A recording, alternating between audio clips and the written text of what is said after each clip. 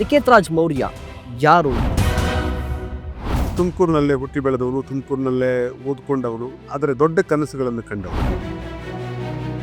ಸಣ್ಣ ವಯಸ್ಸು ಅಂತ ಹೇಳಿದಾಗ ಮನೆ ವಾತಾವರಣ ಹೇಗಿತ್ತು? ಒಬ್ಬ ಮನುಷ್ಯನನ್ನು ನೀನು ದ್ವೇಷ ಮಾಡ್ತೀಯ ಅಂದರೆ ನೀನು ಧಾರ್ಮಿಕನ. ಒಂದು ಪಕ್ಷ ಇಲ್ಲ ಅಂತ ಹೇಳಿದ್ರೆ, ಒಬ್ಬ ವ್ಯಕ್ತಿ ಇಲ್ಲ ಅಂತ ಹೇಳಿದ್ರೆ ಹಿಂದೂ ಧರ್ಮ ಸಂಕಷ್ಟಕ್ಕೀಡಾಗುತ್ತೆ ಅಂತ ನಾನು ಸ್ವತಃ ಕೇಳಿದ್ದೀನಿ. ಸರ್ಕಾರ ತಾಯಿಯ ಕೆಲಸ ಮಾಡಬೇಕು. ನಮಸ್ಕಾರ, ನೀವು ನೋಡ್ತಾ ಇದ್ದೀರಾ ಸುಮನ್ ಟಿವಿ ಕನ್ನಡ. ನಾನು ಮಹೇಶ್. ಒಂದು ಮಾತಿದೆ, ಕನಸು ದೊಡ್ಡದಾಗಿದ್ರು, ದಾರಿ ಕಷ್ಟವಾಗಿದ್ರು, ಗುರಿ ಸ್ಪಷ್ಟವಾಗಿರಬೇಕು ಅಂತ ಹೇಳ್ತಾರೆ. ಅದನ್ನ ಜೀವನದಲ್ಲಿ ರೂಢಿಸಿಕೊಂಡ ವ್ಯಕ್ತಿ ಇವರು. ಯುವಕರಿಗೆ ಸ್ಫೂರ್ತಿ, ಮಾತಿಗೆ ಅರ್ಥ. ನಿಖೇತ್ ರಾಜ್ ಮೌರ್ಯ, BMTC ಉಪಾಧ್ಯಕ್ಷರು ನಮ್ಮ ಜೊತೆಲಿದ್ದಾರೆ. ಸರ್ ನಮಸ್ತೆ, ಕಾರ್ಯಕ್ರಮಕ್ಕೆ ಸ್ವಾಗತ. ಸರ್ ತುಂಬಾ ಖುಷಿ ಆಗ್ತಾ ಇದೆ. ಯಾವ ವಿಚಾರಕ್ಕೆ ಅಂತ ಹೇಳಿದ್ರೆ, ನಿಖೇತ್ ರಾಜ್ ಮೌರ್ಯ ಅಂತ ಹೇಳಿದ್ರೆ ಈ ಭರವಸೆ ಅಂತ ಹೇಳ್ತೀವಲ್ವಾ, ಭವಿಷ್ಯದ ಬಗ್ಗೆ ಒಂದು ಭರವಸೆ ಇರ್ಬೇಕು ಎಲ್ಲರಲ್ಲೂ ಅಂತ ಹೇಳ್ತಾರೆ. ಬಟ್ ನಾನ್ ನೋಡಿದಂತ ಸಂದರ್ಭದಲ್ಲಿ ಎಲ್ಲಾ ಯುವಕರು ಕೂಡ ನೀವು ಒಂಥರ ಪಾಸಿಟಿವ್ ಆಗಿ ಮಾತಾಡ್ತಾರೆ ನಿಮ್ಮ ಬಗ್ಗೆ. ಮುಖ್ಯವಾಗಿ ಈ ಪಾಸಿಟಿವಿಟಿ ಮತ್ತೆ ಭರವಸೆ ಇದೆ ಇವ್ರ ಮೇಲೆ ಅಂತ ಹೇಳ್ತಾ ಇರ್ತಾರಲ್ಲ, ಏನ್ ಅನ್ಸುತ್ತೆ ನಿಮ್ಗೆ?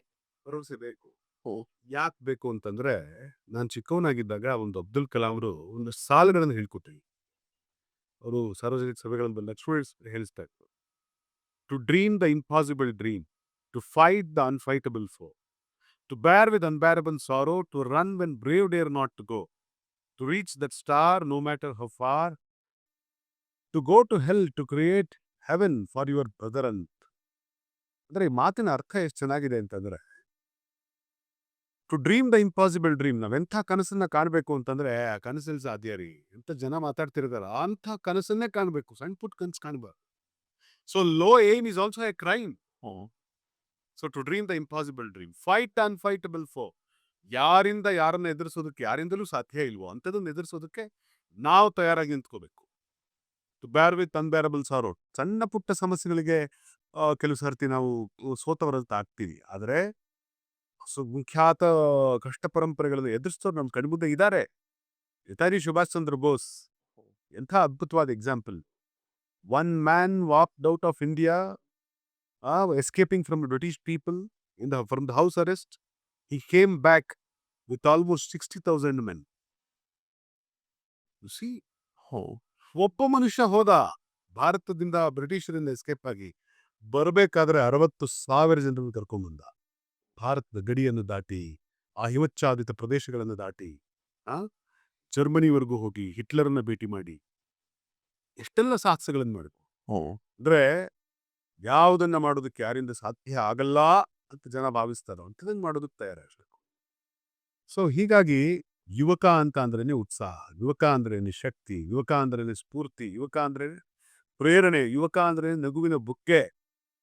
ಸೊ ಬಹಳ ಸರ್ತಿ ಅದು ಇದೆ. ನಾವು ಇನ್ನೊಂದು ಗಮನಿಸ್ತೀವಿ ಏನು ಅಂತಂದ್ರೆ, ಕೆಲವರು ಯುವಕರಿರ್ತಾರೆ, ವಯಸ್ಸು ಪಾಪ ಏಜ್ ಇಸ್ ಯೂತ್, ಆದ್ರೆ ಉತ್ಸಾಹದಲ್ಲಿ ಅವರು ಮುದುಕರಾಗ್ತಾರೆ. ಸೊ ಯುವ ಶರೀರದಲ್ಲಿ ಮುದಿ ಮನಸ್ಸುಗಳಿರ್ತವೆ. ಕೆಲವರು ಮುದುಕರಾಗಿರ್ತಾರೆ, ಆದ್ರೆ ಅವರು ಒಳಗಡೆ ಎಂತಹ ಚೈತನ್ಯ ಇರುತ್ತೆ ಅಂತಂದ್ರೆ, ಯುವಕರನ್ನ ನಾಚಿಸುವಂತ ಚೈತನ್ಯ ಮುದಿ ಶರೀರದಲ್ಲಿ ಯುವ ಮನಸ್ಸುಗಳು ಇರ್ತದೆ. ಸೊ ಯುವಕ ಅಂತ ಕರೆಸ್ಕೊಳ್ಳೋದಕ್ಕೆ age is not a criteria, ಉತ್ಸಾಹವೇ ಕ್ರೈಟೀರಿಯಾ. ಓಕೆ, ಈಗ BMTC ಉಪಾಧ್ಯಕ್ಷರು ಆದ್ರಿ, ಸೋಷಿಯಲ್ ಮೀಡಿಯಾದಲ್ಲಿ ಎಲ್ಲಾ ಕಡೆಯಿಂದ ಕೂಡ ಶುಭಾಶಯಗಳ ಮಹಾಪುರವೇ ಬಂತು. ಕಾರಣ ಏನೋ ಸಮಥಿಂಗ್ ಮಾಡ್ತಾರೆ, ನಿರೀಕ್ಷೆ ಇದೆ ನಿಮ್ಮ ಮೇಲೆ ತುಂಬಾ ಅಂತ ಹೇಳಿ. 3 ತಿಂಗಳಾಯ್ತು ಸರ್ ಉಪಾಧ್ಯಕ್ಷರಾಗಿ. ಏನ್ ಬದಲಾಗಿದೆ, ಏನ್ ಬದಲಾಗಬೇಕಿದೆ, ಏನ್ ಬದಲಾವಣೆ ಮಾಡ್ತಾ ಇದ್ದೀರಿ? ನಾನು ಬಂದ ತಕ್ಷಣ ಅನೇಕ BMTC ಉಪಾಧ್ಯಕ್ಷರಾಗಿ ಬಂದ ನಂತರ ಅನೇಕ ಡಿಪೋಗಳನ್ನು ವಿಸಿಟ್ ಮಾಡಿದೆ, ಅನೇಕ ಜನ ಡ್ರೈವರ್ಗಳನ್ನ ನಾನು ವಿಸಿಟ್ ಮಾಡಿದೆ. ಅಫ್ಕೋರ್ಸ್ ನಾನು ಬಂದು ಇಲ್ಲಿ ಚಾರ್ಜ್ ತಗೊಳಕ್ ಬಂದಿದ್ದು ಕೂಡ ಗೌರ್ಮೆಂಟ್ ಬಸ್ಸಲ್ಲೇ ಬಂದೆ. BMTC ಬಸ್ಸಲ್ಲೇ ಬಂದು ನಾನು ಚಾರ್ಜ್ ತಗೊಂಡೆ. ಸೊ ಎಲ್ಲ ಕಡೆಗಳಲ್ಲಿ ನಾನು ಅವರ ಸಮಸ್ಯೆಗೆ ಕಿವಿಗೊಡುವಂತ ಕೆಲಸ ಮಾಡ್ತಾ ಇದ್ದೀನಿ. ನಾನು ಬಂದ ತಕ್ಷಣ ಎಲ್ಲ ಸಮಸ್ಯೆಗಳು ಬಗೆಹರಿದು ಬಿಡುತ್ತೆ ಅನ್ನೋ ಭ್ರಮೆ ಖಂಡಿತ ನನಗಂತೂ ಇಲ್ಲ. ಆದ್ರೆ ಇವ್ರ ಸಮಸ್ಯೆಗೆ ಒಂದು ಕಿವಿ ಬೇಕಿತ್ತು, ಕೇಳಿಸ್ಕೊಳ್ಳೋದಕ್ಕೆ ಒಂದು ಕಿವಿ ಬೇಕಾಗಿತ್ತು. ಕಡೆ ಪಕ್ಷ ಅವ್ರ ಸಮಸ್ಯೆನ ಕೂತು ಆಲಿಸುವ ಕೆಲಸಗಳನ್ನು ನಾನು ಮಾಡ್ತಾ ಇದ್ದೆ, ಮತ್ತು ಯಾವುದು ನನ್ನ ಹಂತದಲ್ಲಿ ಬಗೆಹರಿಯುತ್ತೆ ಅದನ್ನ ಇಲ್ಲೇ ಬಗೆಹರಿಸುವಂತ ಪ್ರಯತ್ನ ಮಾಡ್ತಾ ಇದ್ದೆ. ಉದಾಹರಣೆಗೆ ನಾನು ಒಂದು ದಿವಸ ಇದಕ್ಕೆ ಹೋದೆ, ಅದು ನಮ್ಮ ಯಲಹಂಕ ಡಿಪೋಗೆ ಹೋದೆ. ಆ ಬಸ್ ಸ್ಟ್ಯಾಂಡಿಗೆ ಹೋದ್ರೆ ರಾತ್ರಿ ಸುಮಾರು ಒಂದು 12 ಗಂಟೆ ಟೈಮ್ಗೆ ಹೋದ್ರೆ ಆಗ 12 ಗಂಟೆ ಟೈಮ್ಗೆ ಬಸ್ಗಳನ್ನೆಲ್ಲ ನಿಲ್ಲಿಸಿ ಡ್ರೈವರ್ಗಳು ಕಂಡಕ್ಟರ್ಗಳು ಆದ ಪಾಪ ಲುಂಗಿ ಸುತ್ಕೊಂಡು ಅವರೆಲ್ಲ ಬಸ್ಸಲ್ಲೇ ಮಲ್ಕೋದು. ಹೌದು. ಮತ್ತು ಅವರೆಲ್ಲ ಬಸ್ ಸ್ಟ್ಯಾಂಡಲ್ಲಿ ಊಟಕ್ಕೆ ಒಟ್ಟಿಗೆ ಕೂತ್ಕೊಂಡು ಊಟ ಮಾಡ್ತಾ ಇದ್ದಾರೆ. ನಾನು ಮಾಮೂಲಿ ಒಂದು ಟೀ ಶರ್ಟು ಪ್ಯಾಂಟು ಹಾಕೊಂಡು ಸಾಮಾನ್ಯನ ಥರ ಹೋದೆ. ನಿಧಾನಕ್ಕೆ ಅವ್ರಿಗೆ ಫ್ಲ್ಯಾಶ್ ಆಯಿತು, ಓ ಬಂದಿರೋದು ನಿಖೇತ್ ಮೌರ್ಯ, ಉಪಾಧ್ಯಕ್ಷರು ಬಂದಿದ್ದಾರೆ. ನಿಧಾನ ಅವ್ರಿಗೆ ಫ್ಲ್ಯಾಶ್ ಆಯಿತು. ನಾನು ಅವ್ರ ಜೊತೆ ಕೂತೆ, ಅವ್ರ ಜೊತೆ ಒಂದು ತುತ್ತು ತಿಂದೆ, ಅವ್ರ ಜೊತೆ ಮಾತನಾಡಿದೆ. ಅವ್ರು ಹೇಳಿದ್ರು, ಸರ್ ನಮಗೆ ಟಾಯ್ಲೆಟ್ಸ್ 24 ಅವರ್ಸ್ ಇಲ್ಲಿ ಅವೈಲೇಬಲ್ ಇಲ್ಲ. ಯಾರೋ ಹೊರಗಡೆ ಒಂದು ಕಾಂಟ್ರಾಕ್ಟ್ ತಗೊಂಡಿದ್ದಾನೆ, ಅವನು ಬೆಳಗ್ಗೆ ಹೊತ್ತು ಪೇ ಮಾಡ್ತಾರೆ, ಅವ್ರಿಗೆ ಮಾತ್ರ ಓಪನ್ ಇಡ್ತಾನೆ, ರಾತ್ರಿ ಇಡೀ ನಾವೆಲ್ಲ ಹೋಗ್ಬೇಕು ಅಂತ ಕೇಳಿ. ಇಮಿಡಿಯೇಟ್ಲಿ ನಾನು ಆ ಜಾಗದಲ್ಲಿ ಎಲ್ಲಾಗ ಒಂದು ಲೆಟರ್ನ ಸರ್ಕ್ಯುಲೇಟ್ ಮಾಡಿದ್ವಿ. ಏನು ಅಂತಂದ್ರೆ, ಇವತ್ತಿನಿಂದ ಯಾರ್ಯಾರು ನಮ್ಮ BMTC ಟಾಯ್ಲೆಟ್ಗಳನ್ನ ನೀವು ತಗೊಂಡಿರ್ತೀರಿ, ಕಾಂಟ್ರಾಕ್ಟ್ ತಗೊಂಡಿರ್ತೀರಿ, 24/7 ನಮ್ಮ ಡ್ರೈವರ್ಸ್ಗೆ ಅದು ಓಪನ್ ಇರಬೇಕು. ರಾತ್ರಿ ಹೊತ್ತು ಬಸ್ ಸ್ಟ್ಯಾಂಡಲ್ಲಿ ಬದುಕ್ತಾ ಇರುವಂಥ ಡ್ರೈವರ್ಸ್ಗಳಿಗೆ, ಕಂಡಕ್ಟರ್ಗಳಿಗೆ ಇದು ಓಪನ್ ಇರಬೇಕು. ಮತ್ತು ಅದು ಉಚಿತವಾಗಿರಬೇಕು. ಸೊ ಇದನ್ನು ಯಾರು ನೀವು ನಿರಾಕರಿಸೋಂಗಿಲ್ಲ. ಹಂಗೆ ಯಾರಾದರೂ ನಿರಾಕರಿಸಿದ್ರೆ ಅವ್ರ ಕಾಂಟ್ರಾಕ್ಟನ್ನು ಕ್ಯಾನ್ಸಲ್ ಮಾಡಿ ಅಂತ ಹೇಳಿ. ಸೊ ಅದು ಇಮಿಡಿಯೇಟ್ಲಿ ಮಾಡ್ಬೋದಾಗಿದ್ದಂಥ ಒಂದು ಸಣ್ಣ ಸಮಸ್ಯೆ ಇದು. ಹೌದು. ಅದರಿಂದ ಬಹಳ ಕಷ್ಟ ಆಗ್ತಿತ್ತು. ಆದ್ರೆ ಇಮಿಡಿಯೇಟ್ಲಿ ಅದಕ್ಕೆ ಪರಿಹಾರ ಸಿಕ್ತು. ನಾವಲ್ಲಿ ಹೋಗಿದ್ದರಿಂದ ಅವ್ರು ಹೋದಾಗ ಹೇಳ್ತಾ ಇದ್ರು, ಸರ್ ಈ ರಸ್ತೆಯಿಂದ ಬರಬೇಕಾದ್ರೆ ಮುಂಚೆ ಒಂದ್ ಸೈಡ್ ಪಾರ್ಕಿಂಗ್ ಇತ್ತು ಸರ್, ಈಗ 2 ಸೈಡು ಪಾರ್ಕಿಂಗ್ ಮಾಡ್ತಾ ಇದ್ದಾರೆ. ಇದರಿಂದ ನಮಗೆ ಟ್ರಾಫಿಕ್ ತುಂಬಾ ಜಾಸ್ತಿ ಆಗಿದೆ. ಬರಬೇಕಾದ್ರೆ ಏನಾದ್ರು ಸಣ್ಣದು ಒಂದು ಟಚ್ ಆಯಿತು ಅಂದ್ರೆ ನಮ್ಮ ಮೇಲೆ ಕೇಸ್ ಆಗುತ್ತೆ, ನಮ್ಮ ಸಂಬಳ ಹಿಡಿಯುವಂಥ ಕೆಲಸ ಆಗುತ್ತೆ. ಆದರೆ ಇಷ್ಟು ದೊಡ್ಡ ಟ್ರಾಫಿಕಲ್ಲಿ ಎಷ್ಟು ರಿಸ್ಕ್ ಆಗುತ್ತೆ ಅಂತ ಮಾತಾಡ್ತಾ ಇತ್ತು. ನಾನು ಇಮಿಡಿಯೇಟ್ಲಿ ಪೊಲೀಸ್ ಕನ್ಸರ್ನ್ಡ್ ಡಿಪಾರ್ಟ್ಮೆಂಟ್ಗೆ ನಾನು ಪತ್ರ ಬರೆದೆ. ಮುಂಚೆ ಈ ಥರ ಒನ್ ವೇ ಇತ್ತು, ಆದರೆ ಈಗ ಇದು 2 ವೇ ಆಗಿಬಿಟ್ಟಿದೆ ಅಂತ ನಮ್ಮ ಕಂಡಕ್ಟರ್ ಡ್ರೈವರ್ಗಳು ಇದನ್ನು ಹೇಳ್ತಾ ಇದ್ದಾರೆ, ಈ ಸಮಸ್ಯೆಗಳು ಹೇಳ್ಕೊತಾ ಇದ್ದಾರೆ. ಸೊ ಇದನ್ನು ಒನ್ ವೇ ಮಾಡೋಕ್ಕಾಗತ್ತಾ ನೋಡಿ ಅಂತ. ಸೊ ಅವರು ಇಮಿಡಿಯೇಟ್ಲಿ ರೆಸ್ಪಾಂಡ್ ಮಾಡಲಿಲ್ಲ. ಮತ್ತೆ ನಾನು ಫೋನ್ ಮಾಡಿ ಮಾತನಾಡಿದೆ, ಸರ್ ನಾನು ಚೆಕ್ ಮಾಡಿ ಹೇಳ್ತೀನಿ ಅಂತ ಅಂದರು.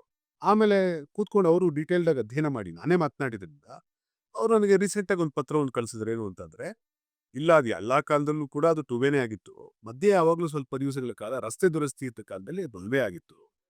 ಆದರೆ ನೀವು ನಮಗೆ ಪತ್ರ ಬರೆದಿದ್ದರ ಕಾರಣದಿಂದ, ಈ ಸಮಸ್ಯೆಯ ಬಗ್ಗೆ ನಮ್ಮನ್ನು ಎಚ್ಚರಿಸಿದ ಕಾರಣದಿಂದ ನಾವು ನಿಮ್ಮ ರೆಸ್ಪಾನ್ಸ್ ಬಂದಿನಿಂದ ಇವತ್ತಿನ ತನಕ ಸುಮಾರು 6,000 ವೆಹಿಕಲ್ಗಳನ್ನ ಹ್ಯಾಪಜಾರ್ಡ್ ಪಾರ್ಕಿಂಗಿನ ಕಾರಣಕ್ಕೋಸ್ಕರ ಅವರನ್ನು ಹಿಡಿದು ನಾವು ಅವ್ರನ್ನ ಫೈನ್ ಹಾಕುವಂತ ಕೆಲಸ ಮಾಡಿದ್ದೀವಿ. ಆ ಕಾರಣದಿಂದಾಗಿ ನಮಗೆ ನಿಮ್ಮ ರಸ್ತೆ ಒಳಗಡೆ ತುಂಬಾ ಕ್ಲಿಯರ್ ಟ್ರಾಫಿಕ್ ಇದೆ ಇವತ್ತು ಅಂತ ನಮ್ಗೆ ರೆಸ್ಪಾನ್ಸ್ ಬರ್ದಿದ್ದಾರೆ, ಪತ್ರ ಬರ್ದಿದ್ದಾರೆ ಕನ್ಸರ್ನ್ ಡಿಪಾರ್ಟ್ಮೆಂಟ್ ಇಂದ. ಸೊ ಈ ತರದ ಅನೇಕ ಸಮಸ್ಯೆಗಳು, ಸಣ್ಣ ಪುಟ್ಟ ಸಮಸ್ಯೆಗಳು, ಇದೆಲ್ಲ ನಾವು ಎಲ್ಲೂ ಬ್ಯಾನರ್ ಹಾಕಿ ಹೇಳಕ್ ಸಾಧ್ಯ ಇಲ್ಲ. ಹೌದು. ಇದನ್ನೇ ನಾವು ನಮ್ಮಿಂದ ಇದಾಯ್ತು ಅಂತ ಅಡ್ವರ್ಟೈಸ್ಮೆಂಟ್ ಮಾಡ್ಕೊಳ್ಳೋಕ್ಕೂ ಸಾಧ್ಯ ಇಲ್ಲ. ಈ ಥರದ ಸಮಸ್ಯೆಗಳಿಗೆ ನಾವು ಕಿವಿಗೊಡುವಂಥ ಕೆಲಸ ಮಾಡ್ತೀವಿ. ಈಗ ಮೊನ್ನೆ ಬರೀ KSRTC ಅವರು ಅಥವಾ BMTC ಅವರು ಸಮಸ್ಯೆ ಕೇಳೋದಲ್ಲ, ಸಾರ್ವಜನಿಕರಿಗೆ ಸಮಸ್ಯೆ ಆಗಿರೋದನ್ನು ಕೇಳಿದ್ದೀವಿ. ಮೊನ್ನೆ ಒಬ್ಬ DRDOದಲ್ಲಿ ರಿಟೈರ್ಡ್ ಆಗಿರುವಂತಹ ಒಬ್ಬ ಆಫೀಸರು, ಸುಮಾರು ಒಬ್ಬ ವಿಜ್ಞಾನಿ, DRDO ಸೈಂಟಿಸ್ಟ್ ಅವರು, ಈ ದೇಶದ ಸೇನೆಗೆ ನಾನು ಎಷ್ಟು ಕೆಲಸ ಮಾಡಿದ್ದೀನಿ ಸರ್, ನಾನು ಏರಿಯಾಗೆ ಹೋಗೋದಕ್ಕೆ ನನಗೆ ಬಸ್ ಸಿಗ್ತಾ ಇಲ್ಲ, ರಾತ್ರಿ 9:30 ಮೇಲೆ ಇತ್ತ ಜಾಗಕ್ಕೆ ಬಸ್ ಇಲ್ಲ. ನಾನು ಹಿಂದೆ ಸುಮಾರು 8ರಿಂದ 10 ಸರ್ತಿ ನಾನು ಬಂದು ಇದ್ರ ಬಗ್ಗೆ ಕಂಪ್ಲೇಂಟ್ ಮಾಡಿದ್ದೀನಿ. ಅಲ್ಲಿ ಯಾರೋ ಒಬ್ಬ ಕಂಡಕ್ಟರ್ ನಾನು ಹಿಂಗೆ ಮಾತಾಡ್ತಾನೆ, ಡ್ರೈವರ್ ಹೀಗೆ ಮಾತಾಡ್ತಾನೆ, ನನ್ನ ಸರ್ವಿಸಿಗೆ ಬೆಲೆ ಇಲ್ವಾ ಅಂತ ವಯಸ್ಸಾಗಿರೋ ಮನುಷ್ಯ ಬಂದ. ಮತ್ತು ಅವ್ರು ಹೇಳಿದ್ರು, ನಾನು ರಾಮಲಿಂಗಾರೆಡ್ಡಿಯವ್ರ ಹತ್ರ ಕೂಡ ಹೋಗಿ ಭೇಟಿ ಮಾಡಿದೆ. ರಾಮಲಿಂಗಾರೆಡ್ಡಿಯವರು ಇಮಿಡಿಯೇಟ್ಲಿ ನನಗೆ ಅದಕ್ಕೆ ಏನು ಪತ್ರದ ಮೇಲೆ ಇದನ್ನ ಅಡ್ರೆಸ್ ಮಾಡಿ ಅಂತ ಹೇಳಿದ್ರು ಸರ್. ನೀವು ಕೂಡ ಅದಕ್ಕೆ ಒಂದು ಮಾತು ಹೇಳಬೇಕು ಅಂತ ನನಗೆ ಹೇಳಿದ್ರು. ನಮ್ಮ ಮಿನಿಸ್ಟ್ರು ಹಂಗಿದ್ದಾರೆ, ನೀವು ಅವ್ರ ಹತ್ರ ಹೋದ್ರೆ ಮಿನಿಸ್ಟ್ರು ಅವರೇ ಪರ್ಸನಲಿ ಫೋನ್ ಪಿಕ್ ಮಾಡ್ತಾರೆ, ಯಾರು PA ಎತ್ತೋದು ಹಂಗೆಲ್ಲ ಇಲ್ಲ. 2 ಮಿಸ್ ಕಾಲ್ ಇತ್ತು ಅಂದ್ರೆ ವಾಪಸ್ ಅವರೇ ಮಾಡ್ತಾರೆ. ಸೊ ಹಿಂಗಾಗಿ ಅದನ್ನ ನಾವು ಕೂಡ ಮೈಗೂಡಿಸ್ಕೊಳ್ಳೋ ಪ್ರಯತ್ನ ಮಾಡ್ತಾ ಇದೀವಿ. ಸೊ ಅವ್ರನ್ನ ಇಮಿಡಿಯೇಟ್ಲಿ ಆ ಮನುಷ್ಯನಿಗೆ ನಾವು ಹೇಳಿದ್ದೇನು ಅಂದ್ರೆ, this problem should be issued at any cost. ದೇಶದ ಸೇನೆಗೆ ಸಹಾಯ ಮಾಡಿದಂಥ ವ್ಯಕ್ತಿ, ಒಬ್ಬ ವಿಜ್ಞಾನಿ, 90 ವರ್ಷ ವಯಸ್ಸಿನ ಮನುಷ್ಯ ಇಲ್ಲಿ ಬಂದು ನಮ್ಮ ಹತ್ರ ಕಂಪ್ಲೇಂಟ್ ಹೇಳಿದ್ದಾರೆ, ದಿಸ್ ಶುಡ್ ಬಿ ರಿಸಾಲ್ವ್ಡ್ ಅಂತ. ಮೊನ್ನೆ ಇದೆಲ್ಲ ಪ್ರತಿ ದಿವಸ ಇಂಥವಾಗನ್ನೆಲ್ಲ ಹೇಳ್ಬಾರ್ದು, ಹೇಳಿದಕ್ಕೋಸ್ಕರ ಓಕೆ. ಮೊನ್ನೆ ನನಗೊಂದು ಫೋನ್ ಬಂತು, ಸರ್ KSRTCಯ ಬಸ್ಸಿಗೆ ಪ್ರೈವೇಟ್ ಗಾಡಿ ಒಂದು ಡಿಕ್ಕಿ ಹೊಟ್ಟು ತೀರ್ಥಹಳ್ಳಿ ಬಳಿಯಲ್ಲಿ ಒಂದು ಅಜ್ಜಿ ಮತ್ತು 3 ಮೊಮ್ಮಕ್ಕಳು ಸಾವಾಗಿದ್ದಾರೆ. ಇನ್ನೂ 2 ಮಕ್ಕಳು ಸಾವು ಬದುಕಿನ ನಡುವೆ ಓಡಾಡ್ತಾ ಇದ್ದಾರೆ. ತುಂಬಾ ಬಡತನದ ಕುಟುಂಬ, ಆಟೋ ಡ್ರೈವರ್ ಮಕ್ಕಳು. ಅವ್ರಿಗೆ ಕಡೆ ಪಕ್ಷ ಆಸ್ಪತ್ರೆ ಖರ್ಚನ್ನು ನಿಭಾಯಿಸ್ಬೋದಾ? ಅದೇನು ನನ್ನ ನಿಗಮಕ್ಕೆ ಬರಲ್ಲ, BMTCಗೆ ಬರಲ್ಲ ಅದು. ಹೌದು. ನಾನು ಇಮಿಡಿಯೇಟ್ಲಿ KSRTC ನಿಗಮದ ಅಧ್ಯಕ್ಷರಾಗಿರುವಂಥ ವಸಣ್ಣವ್ರಿಗೆ ಮಾತಾಡಿದೆ. ನಮ್ಮ PA ಅವರು ರವೀಂದ್ರ ಇದ್ದಾರೆ, ಅವ್ರಿಗೆ ಮಾತನಾಡ್ಬಿಟ್ಟು ದಯವಿಟ್ಟು ಇಮಿಡಿಯೇಟ್ಲಿ ಅಡ್ರೆಸ್ ಮಾಡಿ. KSRTC ಅವರಿಂದ ಆ ಆಸ್ಪತ್ರೆಯಲ್ಲಿರೋ ಮಕ್ಕಳು, ಸಾವಾಗಿದ್ದವ್ರಿಗೆ ಪರಿಹಾರ ಆಮೇಲೆ ನೋಡ್ಕೊಳ್ಳಿ, ಆಸ್ಪತ್ರೆಯಲ್ಲಿರೋ ಮಕ್ಕಳಿಗೆ ಎಕ್ಸ್ಗ್ರೇಷಿಯಾ ಅಮೌಂಟ್ ಕೊಡೋದಕ್ಕೆ ಏನಾದರೂ ಅವಕಾಶ ಇದೆಯಾ? ಇಮಿಡಿಯೇಟ್ಲಿ ಅಡ್ರೆಸ್ ದಿಸ್ ಅನ್ನುವಂಥ ಕೆಲಸಗಳನ್ನ ದೆನ್ ಆ್ಯಂಡ್ ದೇರ್ ಆಗುವಂಥ ಕೆಲಸಗಳು ಸುಮಾರು ಆಗ್ತಿರ್ತಾವೆ ಇಂಥವು. ಸೊ ಈ ಥರದ ಕೆಲಸಗಳು ತುಂಬಾ ನಡೀತಿದ್ದಾವೆ. ಮತ್ತು ಒಂದಷ್ಟು ಸಮಸ್ಯೆಗಳಿದೆ. ಏನು ಅವ್ರದ್ದು ಸ್ಯಾಲ್ರಿ ಹೈಕ್ ಮಾಡಿಸಿ ಲಾಂಗ್ ಸ್ಟ್ಯಾಂಡಿಂಗ್ ಡಿಮ್ಯಾಂಡ್ ಇದೆ. ಅದೆಲ್ಲವೂ ಕೂಡ ನಾನ್ ಮಾಡುವಂಥದ್ದಲ್ಲ. ಅದು ಕಾಲಾಂತರಗಳಿಂದ ಒಂದಷ್ಟು ಸಮಸ್ಯೆಗಳು ಸೃಷ್ಟಿಯಾಗಿದ್ದಾವೆ. ಅದು ಬಗೆಹರಿಬೇಕಾದ್ರೆ ಸರ್ಕಾರದ ಇಂಟರ್ಫಿಯರೆನ್ಸ್ ಬೇಕಾಗುತ್ತೆ. ನಾವು ಸರ್ಕಾರದ ಗಮನಕ್ಕೆ ಇವ್ರ ಸಮಸ್ಯೆನ ಅವ್ರ ಗಮನಕ್ಕೆ ತರುವಂತ ಪ್ರಯತ್ನ ಪ್ರಾಮಾಣಿಕವಾಗಿ ಮಾಡ್ತಾರೆ. ಓಕೆ. ಇದರ ನಡುವೆ ಶಕ್ತಿ ಯೋಜನೆ. ಆ ಶಕ್ತಿ ಯೋಜನೆ ಬಗ್ಗೆ ಬಿಜೆಪಿ ನಾಯಕರು ಟೀಕೆ ಮಾಡ್ತಾರೆ. ಮತ್ತೆ ಒಂದಿಷ್ಟು ಜನರು ಕೂಡ ಟೀಕೆ ಮಾಡ್ತಾ ಇರ್ತಾರೆ. ಯಾಕೆ ಉಚಿತವಾಗಿ ಕೊಡ್ಬೇಕಿತ್ತು ಅಂತ ಹೇಳಿ. ಬಿಎಂಟಿಸಿ ಉಪಾಧ್ಯಕ್ಷರಾಗಿ ಶಕ್ತಿ ಯೋಜನೆಯನ್ನ ಹೇಗ್ ನೋಡ್ತಾ ಇದ್ರಿ ಅಂತ? ನೋಡಿ, ಬೆಂಗಳೂರಿನಲ್ಲಿರುವಂತ ಜನ ಹತ್ತತ್ರ 1,30,30,00,000 40,00,000 ಜನ ಇದ್ದಾರೆ ಅಂತ ಹೇಳ್ತಿದೀವಿ. We don't know exact numbers. ಆದ್ರೆ ಅಷ್ಟು ಜನ ಅಂತೂ ಇದ್ದಾರೆ, ಯಾಕಂದ್ರೆ ಸೆನ್ಸಸ್ ಆಗ್ಬೇಕಿದೆ. ಹೌದು. ಸೊ ಈಗ ಅಷ್ಟು ಕೋಟ್ಯಾಂತರ ಜನ ಬೆಂಗಳೂರಲ್ಲಿ ವಾಸ ಮಾಡ್ತಿರೋ ಯಾರು?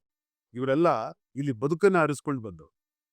ಸೊ ವಿದ್ಯೆಯನ್ನ ಅರಸ್ಕೊಂಡು ಬಂದವರು, ಬದುಕನ್ನ ಅರಸ್ಕೊಂಡು ಬಂದವರು. ತಾವು ಎಷ್ಟೋ ಜನರ ಸಂಬಳ, ಒಂದು ದಿನದ ಆವರೇಜ್ ಸ್ಯಾಲರಿ ಎಷ್ಟಿರುತ್ತೆ ಒಂದು ತಿಂಗಳಿಗೆ ಅಂತಂದ್ರೆ 15,000 ಕಡಿಮೆ. ಎಷ್ಟೋ ಜನ ಇಲ್ಲಿ ವರ್ಕಿಂಗ್ ಕ್ಲಾಸ್ ಇದ್ದಾರೆ. ಇವರೆಲ್ಲರೂ ಕೂಡ BMTC ಓಡಾಡ್ತಿರೋ ಯಾರು? ತುಂಬಾ ರಿಚ್ ಕ್ಲಾಸ್ ಅಲ್ಲ, ಆಫೀಸರ್ ಕ್ಲಾಸ್ ಅಲ್ಲ. BMTC ಓಡಾಡ್ತಿರೋ ಎಲ್ಲರೂ ಕೂಡ ವರ್ಕಿಂಗ್ ಕ್ಲಾಸ್ ಮತ್ತು ವಿದ್ಯಾರ್ಥಿಗಳು. ಅತಿ ಹೆಚ್ಚು ಸಂಖ್ಯೆಯಲ್ಲಿ ವಿದ್ಯಾರ್ಥಿಗಳು. ವಿದ್ಯಾರ್ಥಿಗಳು ಯಾರು? ಈ ಕರ್ನಾಟಕದ ಮೂಲೆ ಮೂಲೆಗಳಿಂದ, ಹೈದರಾಬಾದ್ ಕರ್ನಾಟಕದಿಂದ, ಮುಂಬೈ ಕರ್ನಾಟಕದಿಂದ, ಅಥವಾ ಮಧ್ಯ ಕರ್ನಾಟಕದ ಭಾಗದಿಂದ ಇಲ್ಲಿ ವಿದ್ಯಾಭ್ಯಾಸ ಮಾಡೋದಕ್ಕೆ ಇಲ್ಲಿಯ ಇನ್ಸ್ಟಿಟ್ಯೂಟ್ಗಳಲ್ಲಿ ಸೇರ್ಕೊಂಡಿರುವಂತ ಮಕ್ಕಳು. ಸೊ ಅವ್ರಿಗೆ ಹಣ ಎಲ್ಲಿಂದ ಬರುತ್ತೆ? ಅವ್ರ ತಾಯಿ ತಂದೆಗಳು ಕೊಡಬೇಕು. ಅವ್ರ ತಾಯಿ ತಂದೆಗಳು ಏನ್ ಮಾಡ್ತಿರ್ತಾರೆ? ಮತ್ತು ಅವ್ರು ಕೃಷಿಕರಾಗಿರ್ತಾರೆ. ಪ್ರತಿ ದಿವಸ ಬಸ್ಸಲ್ಲಿ ಓಡಾಡೋದಕ್ಕೆ ಒಬ್ಬ ಹುಡುಗನಿಗೆ ಎಷ್ಟು ಖರ್ಚಾಗ್ತದೆ? ಅವನಿಗೆ ಆ ಖರ್ಚನ್ನ ನಾವು ಉಳಿಸಿದೀವಿ. ಅವನ ತಾಯಿ ತಂದೆಗಾಗೋ ಹೊರೆಯನ್ನ ನಾವು ಉಳಿಸಿದೀವಿ. ಒಬ್ಬ ಹೆಣ್ಮಗಳು ತಿಂಗಳಿಗೆ 15,000 ದುಡಿದ್ರೆ ಅದ್ರೊಳಗೆ 2,000 ಬರೀ ಬಸ್ ಚಾರ್ಜ್ಗೆ ಇಟ್ಬಿಟ್ರೆ ಅವಳು ಮಕ್ಕಳಿಗೆ ಸ್ಕೂಲ್ ಫೀಸ್ ಕಟ್ಟೋದು ಬೇಡವೆ? ಅವ್ರ ವಯಸ್ಸಾಗಿರುವಂತ ತಾಯಿ ತಂದೆಗಳಿಗೆ ಆರೋಗ್ಯದ ಸಮಸ್ಯೆಗಳು ಬಂತು ಅಂದ್ರೆ ಡಾಕ್ಟರ್ ಹತ್ರ ಕರ್ಕೊಂಡು ಹೋಗಿ ತೋರಿಸೋದು ಬೇಡವೆ? ಮನೆಗೊಂದು ಲೋನ್ ಮಾಡಿದ್ರೆ ಆ ಲೋನ್ ತೀರಿಸೋದು ಬೇಡವೆ? ಮತ್ತೊಂದು ಯಾವುದೋ ಒಂದು ಗಾಡಿಗೆ ಒಂದು ಲೋನ್ ಮಾಡಿದ್ರೆ ಆ ಲೋನ್ ತೀರಿಸೋದು ಬೇಡವೆ? ಇಂಥ ಅನೇಕ ಸಮಸ್ಯೆಗಳಿದಾವೆ. ಆ ಸಮಸ್ಯೆಗಳೆಲ್ಲದಕ್ಕೂ ಕೂಡ ಇಂಡೈರೆಕ್ಟ್ ಆಗಿ ನಮ್ಮ ಸರ್ಕಾರ ಸಹಾಯ ಮಾಡಿದೆ. ಆದ್ರೆ ಯಾರ ಈ ತರ ಮಾತಾಡ್ತಿದಾರಲ್ಲ, ಯಾಕೆ ಕೊಡ್ಬೇಕಾಗಿತ್ತು ಪುಕ್ಸಟ್ಟೆ, ಇದು ಫ್ರೀ ಅಂತೆಲ್ಲ ಮಾತಾಡ್ತಿದಾರಲ್ಲ, ಅವ್ರು ಮಾತನಾಡ್ತಿರೋದು ಯಾರು ಅಂತಂದ್ರೆ ಹೊಟ್ಟೆ ತುಂಬ್ದವ್ರು. ಅವ್ರ ಆದಾಯ ಜಾಸ್ತಿ ಇದೆ, ಅಥವಾ ಅಪ್ಪ ಮಾಡಿಟ್ಟಿದ್ದಿದೆ, ತಾತ ಮಾಡಿಟ್ಟಿದ್ದಿದೆ, ಅವ್ರು ಹಿಂಗೆಲ್ಲ ಮಾತಾಡ್ತಾರೆ. ಆದ್ರೆ ಆದಾಯ ಕಡಿಮೆ ಇರೋ ಜನ ಪ್ರತಿ ದಿವಸ ದೇವರ ತಲೆ ಮೇಲೆ ಹೂವ ಇಡಬೇಕಾದ್ರೆ ಸಿದ್ದರಾಮಯ್ಯವ್ರ ಸರ್ಕಾರ, ಸಿದ್ದರಾಮಯ್ಯವರು DK ಶಿವಕುಮಾರ್ ಅವ್ರ ಸರ್ಕಾರಕ್ಕೆ ಒಳ್ಳೇದ್ ಮಾಡಪ್ಪ, ಇವರಿಂದಾಗಿ ನಮ್ಗೆ ಇಷ್ಟು ಹಣ ಉಳಿತಾಯ ಆಗ್ತಿದೆ ಅಂತ ಹೇಳಿ ದೇವರ ತಲೆ ಮೇಲೆ ಹೂವ ಇಟ್ಟು ಕೈ ಮುಗಿತಿರುವಂತ ಜನಗಳ ಸಂಖ್ಯೆ ಕೂಡ ತುಂಬಾ ದೊಡ್ಡ ಪ್ರಮಾಣದಲ್ಲಿದೆ. ಓಕೆ. ಓಕೆ. ಇಷ್ಟೆಲ್ಲ ಆಯ್ತಲ್ಲ. ಈಗ ನಿಖೇತ್ ರಾಜ್ ಮೌರ್ಯ ಅಂತ ಹೇಳಿದ್ರೆ ನಮ್ಗೆ ಗೊತ್ತಿರುವಂತದ್ದು ವಾಗ್ಮಿ, ಕಾಂಗ್ರೆಸ್‌ನ ವಕ್ತಾರರು, ಇತ್ತೀಚೆಗೆ ಬಿಎಂಟಿಸಿ ಉಪಾಧ್ಯಕ್ಷರು. ಬಟ್ ನಿಖೇತ್ ರಾಜ್ ಮೌರ್ಯ ಯಾರು? ಎಲ್ಲಿನವರು? ಬಾಲ್ಯ ಹೇಗಿತ್ತು? ನಿಖೇತ್ ರಾಜ್ ಮೌರ್ಯ ತುಮಕೂರಿನವರು. ತಾಯಿ ತಂದೆ ಇಬ್ರು ಕೂಡ ತುಮಕೂರಿನಲ್ಲಿ ಅವರು ವಿದ್ಯಾಭ್ಯಾಸ ಮಾಡಿದ್ರು. ತುಮಕೂರಿನಲ್ಲೇ ಇದ್ದು ನಾವು ಆ, ವ- ಆ ತುಮಕೂರಿನಲ್ಲೇ ಹುಟ್ಟಿ ಬೆಳೆದವನು, ತುಮಕೂರಿನಲ್ಲೇ ಓದ್ಕೊಂಡವನು, ಆದರೆ ದೊಡ್ಡ ಕನಸುಗಳನ್ನು ಕಂಡವನು. ಸೊ ಈ ಕಾರಣದಿಂದಾಗಿ ನನಗೆ ಸಣ್ಣದರಿಂದ ಕೂಡ, ಅಂದ್ರೆ ಬಹಳ ಸಣ್ಣ ವಯಸ್ಸಿನಲ್ಲೇ ನನಗೆ ನಾನು ನೋಡ್ತಾ ಇದ್ದೆ, ಇದೇನು ರಾಜಕೀಯ ಚಟುವಟಿಕೆಗಳನ್ನು ಗಮನಿಸ್ತಾ ಇದ್ದೆ. ನನ್ನೊಳಗಡೆ ಯಾವುದೋ ಒಂದು ತುಡಿತಾ ಇತ್ತು. ಏನು ಅಂದ್ರೆ ರಾಜಕಾರಣದ ತುಡಿತಾ ಅಂತಲ್ಲ, ಸಮಾಜಕ್ಕೆ ಏನಾದ್ರೂ ಕೊಡಬೇಕು. Something should be given to the society from me. ಏನೋ ಒಂದು ನನ್ನಿಂದ ಕೊಡಬೇಕಾಗಿದೆ ಸಮಾಜಕ್ಕೆ. ಅದೇನು ಅಂತ ನನ್ನೊಳಗಡೆ ಒಂದು ಪ್ರಶ್ನೆ ಶುರುವಾಗ್ತಾ ಇತ್ತು. ನಿಖೇತ್ ರಾಜ್ ಮೌರ್ಯನೊಳಗಡೆ ಇನ್ನೊಂದು ಆಧ್ಯಾತ್ಮಿಕ ಆಯಾಮ ಕೂಡ ಇದೆ. ಯಾಕೆ? ನಾನು ಯಾರು, ಯಾತಕ್ಕಾಗಿ ಬಂದಿದ್ದೀವಿ? ಸೊ ಎಲ್ಲ ಮನುಷ್ಯ ಹುಟ್ಟುತ್ತಾ ಇದ್ದಾನೆ. ಮನುಷ್ಯ ಹುಟ್ಟಿದವನು ಸ್ವಲ್ಪ ದಿವಸ ಇರ್ತಾನೆ, ಆಮೇಲೆ ಒಂದು ಕಾಲ ಆದ ನಂತರ ಅವನು ಹೊರಟೋಗ್ತಾನೆ, ಸಾವು ಮತ್ತೊಂದು ಆಗುತ್ತೆ. ಸೊ ಎಲ್ಲರೂ ಕೂಡ ಹುಟ್ಟುತ್ತಾರೆ, ಸಾಯ್ತಾರೆ. ಆದ್ರೆ ಈ ಬದುಕಿಗೆ ಏನಾದರೂ ಅರ್ಥ ಇದೆಯಾ? What is the purpose? C, most of us we don't search for our purpose. So ಈ ಪರ್ಪಸ್ ಏನು ಹುಟ್ಟಿಗೆ ಅಂತ ಹುಡುಕಾಡುವ ಆಧ್ಯಾತ್ಮದ ಒಂದು ಪ್ರಶ್ನೆಯೂ ನನ್ನೊಳಗಡೆ ತುಂಬ ಇತ್ತು. ಹೀಗಾಗಿ ನಾನು ರಾಮಕೃಷ್ಣ ಆಶ್ರಮದ ಸಂಪರ್ಕಕ್ಕೆ ಬಂದೆ. ಒಂದಷ್ಟು ಅದ್ವೈತ, ವಿಶಿಷ್ಟಾದ್ವೈತ ಸಿದ್ಧಾಂತಗಳನ್ನು ಓದೋದಕ್ಕೆ ಸಾಧ್ಯ ಆಯಿತು. ಒಂದಷ್ಟು ಉಪನಿಷತ್ತು, ಗೀತೆ ಇವುಗಳನ್ನೆಲ್ಲವೂ ಕಲಿಯೋದಕ್ಕೆ ಸಾಧ್ಯ ಆಯಿತು. ವಿವೇಕಾನಂದರ ಚಿಂತನೆಗಳು ನನಗೆ ತುಂಬಾ ಪ್ರಭಾವ ಬೀರೋದಕ್ಕೆ ಶುರುವಾಯಿತು. ತುಂಬಾ ಸಾಮಾನ್ಯ ವಿದ್ಯಾರ್ಥಿಯಾಗಿದ್ದಂತ ನಾನು, ತುಂಬಾ ಸಾಮಾನ್ಯ ವಿದ್ಯಾರ್ಥಿಯಾಗಿದ್ದಂತ ನಾನು ಸೊ ಇವತ್ತು ಸಮಾಜದೊಳಗಡೆ ಏನಾದರೂ ಒಂದು ಸಣ್ಣದಾದಂತಹ ಒಂದು ಪ್ರಭಾವ ನನ್ನಿಂದ ಸೃಷ್ಟಿಯಾಗಿದೆ ಅಂತಂದ್ರೆ ಅದಕ್ಕೆ ಬಹಳ ಮುಖ್ಯವಾದ ಕಾರಣ ಸಣ್ಣ ವಯಸ್ಸಿನಲ್ಲಿ ನನಗೆ ಸಿಕ್ಕಿದಂತ ವಿವೇಕಾನಂದರ ಚಿಂತನೆಗಳೇ ಅನ್ನೋದನ್ನ ನಾನು ಬಹಳ ಹೆಮ್ಮೆಯಿಂದ ಹೇಳಲಿಕ್ಕೆ ಬಯಸ್ತೇನೆ. ಆ ನಂತರ ನನಗೆ ಗಾಂಧಿಯವರ ಚಿಂತನೆಯಿಂದ ತುಂಬಾ ನಾನು ಪ್ರೇರಿತನಾಗೋದಕ್ಕೆ ಶುರು ಆದೆ. ಅಂಬೇಡ್ಕರ್ ಅವರ ಆ ಒಂದು ಸಂವಿಧಾನದ ಚಿಂತನೆಗಳು ಮತ್ತು ಲೋಹಿಯಾ ಅವರ ಸಮಾಜವಾದ ಚಿಂತನೆಗಳು ಇವೆಲ್ಲವೂ ನನ್ನ ಮೇಲೆ ಪ್ರಭಾವ ಬೀರ್ತಾ ನನ್ನ ವ್ಯಕ್ತಿತ್ವ ಬೇರೆ ಬೇರೆ ರೀತಿಯಲ್ಲಿ ಬೇರೆ ಬೇರೆ ಆಯಾಮಗಳಲ್ಲಿ ಹರಡೋದಕ್ಕೆ ಶುರುವಾಯಿತು. ಓಕೆ. ಎಲ್ಲರನ್ನೂ ಕೇಳ್ತೀನಿ ಈ ಪ್ರಶ್ನೆ. ಸಣ್ಣ ವಯಸ್ಸು ಅಂತ ಹೇಳಿದಾಗ ಮನೆ ವಾತಾವರಣ ಹೇಗಿತ್ತು? ಅಂದ್ರೆ ತುಂಬಾ ಕಷ್ಟ ಇತ್ತಾ? ಮತ್ತೆ ಆಗಿನ ಸ್ಥಿತಿಗತಿ ಹೇಗಿತ್ತು? ಮನೆಯಲ್ಲಿ ತುಂಬಾ ಸ್ಥಿತಿವಂತರಾಗಿದ್ರಾ? ಅಥವಾ ತುಂಬ ಬಡತನ ಇತ್ತಾ ಅಂತ ಹೇಳಿ? ನಾನೊಂದು ಮಾತು ಕೇಳಿದ್ದೆ. ನಾನು ಈ ಹಿಂದೆ ನಿಮ್ಮ ಕಾರ್ಯಕ್ರಮವನ್ನು ಅಟೆಂಡ್ ಮಾಡಿದಂಥ ಸಂದರ್ಭದಲ್ಲಿ ನೀವೊಂದು ಮಾತು ಹೇಳ್ತಾ ಇದ್ರಿ. ಆ, ತಾಯಿ ಬಗ್ಗೆ ಮಾತನಾಡುವಂಥ ಸಂದರ್ಭದಲ್ಲಿ ಸಿದ್ದರಾಮಯ್ಯನವ್ರ ಋಣ ನನ್ನ ಮೇಲಿದೆ ಅಂತ ಹೇಳಿದ್ರು. ಬಟ್ ನನಗೆ ಪರಿಚಯ ಇರೋರು ಹೇಳಿದ್ರು, ಇಲ್ಲ ಆ ವಿಡಿಯೋ ವೈರಲ್ ಆದ ನಂತರ ಅವ್ರ ತಾಯಿ ನೋಡ್ಬಿಟ್ಟು ಕಣ್ಣೀರು ಹಾಕ್ಕೊಂಡ್ರಂತೆ. ಅದನ್ನ ನನ್ನ ಹತ್ರ ಹೇಳಿದ್ರು ಅಂತ. ಆ ಇನ್ಸಿಡೆಂಟ್ ಹೇಳ್ಬೋದಾ? ಏನಾಗಿತ್ತು ಎಕ್ಸಾಕ್ಟ್ ಆಗಿ ಅಂತ ಹೇಳಿ? ನನ್ನ ತಾಯಿ ಆ, ಅದೇನು ಅವರು ಗರ್ಭಿಣಿ ಹೆಂಗಸು. ಸಿದ್ದರಾಮಯ್ಯನವರು ಬಹುಶಃ ಅವಾಗ ಟ್ರಾನ್ಸ್ಪೋರ್ಟ್ ಮಿನಿಸ್ಟರ್ ಆಗಿದ್ರು ಅಂತ ಕಾಣುತ್ತೆ. ಆಗ ಇವರು ಒಂದು ಉದ್ಯೋಗಕ್ಕೋಸ್ಕರ ಸಿದ್ದರಾಮಯ್ಯನವ್ರನ್ನ ಅಪ್ರೋಚ್ ಮಾಡಿದ್ರು ಕಾಲೇಜಿನಲ್ಲಿ. ಆಗೆಲ್ಲ ಏನು ಈ ಥರದ CET ಮತ್ತೊಂದು ಎಲ್ಲ ಇರ್ತಿರ್ಲಿಲ್ಲ. ಇನ್ಫ್ಲೂಯೆನ್ಸ್ ಇದ್ದವ್ರಿಗೆ ಮತ್ತು ಏಡೆಡ್ ಇನ್ಸ್ಟಿಟ್ಯೂಷನ್ಗಳಲ್ಲಿ ಅರೆ ಸರ್ಕಾರಿ ಇನ್ಸ್ಟಿಟ್ಯೂಷನ್ಗಳಲ್ಲಿ ಇನ್ಫ್ಲೂಯೆನ್ಸ್ ಇದ್ದವ್ರಿಗೆ ಪಾಲಿಸಾಪ್ತಿ ಈ ಥರದ್ದೆಲ್ಲ ನಡೀತಾ ಇತ್ತು. ಸೊ ಆ ಸಂದರ್ಭದಲ್ಲಿ ನಿರಂತರವಾಗಿ ಸಿದ್ದರಾಮಯ್ಯನವರ ಮನೆ ಅಂಗಳಕ್ಕೆ ನನ್ನ ತಾಯಿ ಮತ್ತು ನನ್ನ ಅಜ್ಜಿ ಸುಮಾರು ಒಂದು 2 ತಿಂಗಳು ಹೋದಂತೆ. ಸೊ ಪ್ರತಿ ಬಾರಿ ಹೋದಾಗ ಅವರು ತುಂಬಾ ಜನ ರಾಶಿ ಇರ್ತಿದ್ರು. ಇವ್ರ ಹಿಂದೆ ಈಗ ಏನ್ ಜನ ಇದ್ರು ಮೊದಲಿಂದಲೂ ಕೂಡ ಇವ್ರ ಹಿಂದೆ ಹಂಗೆ ಜನ ಇರ್ತಾರೆ. ಸೊ ಇವರು ಕೂತಾಗ ಪ್ರತಿಯೊಬ್ಬರದ್ದು ಸಮಸ್ಯೆಗಳನ್ನು ಕೇಳೋದು, ಕನ್ಸರ್ನ್ ಪರ್ಸನ್ಸ್ಗೆ ವ್ಯಕ್ತಿಗಳಿಗೆ ಫೋನ್ ಮಾಡೋದು ಹೀಗೆ ನಡೀತಾ ಇತ್ತು. ಸೊ ಇವರು ಒಂದ್ಸರ್ತಿ ಹೋದ್ರು, ನೋಡಿದ್ದಾರೆ. ಪ್ರತಿ ಸರ್ತಿ ಹೋದಾಗ ಸಿದ್ದರಾಮಯ್ಯವರು ಇವ್ರನ್ನ ನೋಡಿದ ತಕ್ಷಣ ವಯಸ್ಸಾಗಿರೋ ಅಜ್ಜಿ ಬಂದಿದ್ದಾರೆ, ಗರ್ಭಿಣಿ ಹೆಂಗ್ಸ್ ಬಂದಿದ್ದಾರೆ, ಏಯ್ ಕಾಫಿ ಕುಟ್ಟೆನಯ್ಯ ಅಂತ ಕೇಳ್ತಾ ಇದ್ರಂತೆ. ಏ ಪಾಮ್ಮ ಅಂತ ಇಮಿಡಿಯೇಟ್ಲಿ ಅವ್ರಿಗೆ ರೆಸ್ಪಾಂಡ್ ಮಾಡಕ್ ಆಗ್ತಾ ಇಲ್ಲ. ಬಾಮ್ಮ ಅಂತ ಹೇಳ್ಬಿಟ್ಟು ಕರೆಸ್ಬಿಟ್ಟು ಅವ್ರನ್ನ ಚೇರ್ ಕೊಡ್ರಿ ಅವ್ರಿಗೆ ಅಂತ ಹೇಳಿ ಕೂರಿಸಿ ಅವ್ರಿಗೆ ಕಾಫಿನೋ ತಿಂಡಿನೋ ಏನೋ ಒಂದು ಏನಿರುತ್ತೋ ಅದನ್ನು ಕೊಡಿಸಿ ಮತ್ತೆ ಬೇರೆ ಜನಗಳನ್ನ ಅವ್ರು ಅಟೆಂಡ್ ಮಾಡ್ತಾ ಇದ್ದಾರೆ. ನನ್ನ ತಾಯಿ ಹೇಳಿದ್ರು. ನನ್ನ ಅಜ್ಜಿ ಕೂಡ ಇದನ್ನ ಹೇಳ್ತಾ ಇದ್ರು. ಹೆಂಗೋ ನಮ್ಮಪ್ಪ ಸಿದ್ದರಾಮಯ್ಯ ಒಂದು ಕೆಲಸ ಕೊಟ್ಲು ನನ್ನ ಮಗಳಿಗೆ. ಹಿಂಗಾಗಿ ನನ್ನ ಮಗಳು ನನ್ನ ಮೊಮ್ಮಕ್ಕಳನ್ನ ಚೆನ್ನಾಗಿ ಸಾಕ್ತಾಳೆ ಅಂತ ನನ್ನ ಅಜ್ಜಿ ನಂಗೆ ಯಾವಾಗ ಹೇಳ್ತಾರೆ. ಸೊ ಆ ಮಾತುಗಳು ನಂಗೆ ಇನ್ನೂ ನನ್ನ ಕಿವಿಲಿದೆ. ಸೊ ಸಿದ್ದರಾಮಯ್ಯನವರು ಈ ಥರ ಒಂದು ಸುಮಾರು 1 ತಿಂಗಳು 2 ತಿಂಗಳು ಹೋಗುತ್ತೆ ಸಂದರ್ಭದಲ್ಲಿ ಒಂದ್ ದಿವಸ ಹೇಳಮ್ಮ ನಿರಂತರವಾಗಿ ಬರ್ತಾ ಇದೆಯಾ, ನನಗೆ ಹಿಂಗೆ ಬರೋದು ಯಾವುದೋ ಕಾರ್ಯಕ್ರಮ ಅರ್ಜೆಂಟ್ ಹೊರಟ್ಬಿಡೋದು ಹಿಂಗೆಲ್ಲ ನಡೀತಿರ್ತಿತ್ತಲ್ಲ.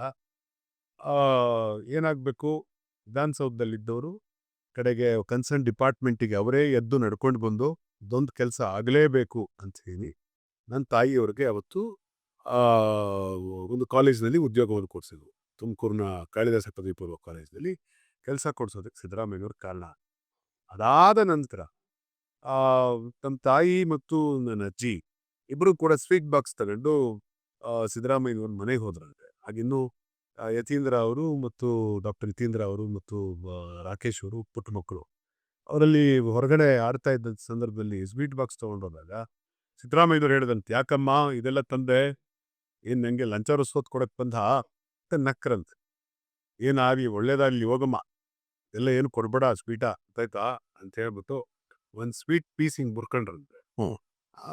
ಆ ಬಾಕ್ಸನ್ನ ಅಲ್ಲಿ ಮಕ್ಕಳು ಆಡ್ತಿದ್ದವ್ರಿಗೆ ನಮ್ಮ ತಾಯಿ ಹೋಗಿ ಅವ್ರಿಗೆ ಕೊಟ್ಬಿಟ್ಟು ವಾಪಸ್ ಬಂದ್ರು. ಸೊ ಇದೊಂದು ಘಟನೆ.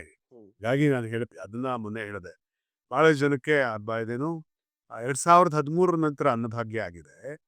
ಸಿದ್ದರಾಮಯ್ಯನವರು 14 ನಂತರ ಮುಖ್ಯಮಂತ್ರಿ ಆದ್ಮೇಲೆ ಅನ್ನಭಾಗ್ಯ ಸಿಕ್ಕಿದೆ. ಆದ್ರೆ ನಾನು ಅವ್ರ ಹೊಟ್ಟೆಲಿ ಇದ್ದಾಗ್ಲೇನೆ ನನಗೆ ಅನ್ನಭಾಗ್ಯ ಸಿಕ್ಕಿದೆ. ಪುಟ್ಟ ಮಗುವಾಗಿದ್ದಾಗಿದ್ದು ನನ್ನ ತಾಯಿ ಏನು ಮನೆಗೆ ದುಡಿದು ತರ್ತಾ ಇದ್ರು, ಅದರೊಳಗೆ ನಾವು ಊಟ ಮಾಡಿದ್ವಿ. ಸೊ ಹಿಂಗಾಗಿ ನಾವು ಸಣ್ಣ ವಯಸ್ಸಿನಿಂದ ನನಗೆ ಈ ಅನ್ನಭಾಗ್ಯ ಸಿಕ್ಕಿದೆ ಅಂತ ಹೇಳಿ ನಾನು ಅದನ್ನ ಮೊನ್ನೆ ಸಾರ್ವಜನಿಕ ವೇದಿಕೆಯಲ್ಲಿ ಕೂಡ ಹೇಳಿದೆ.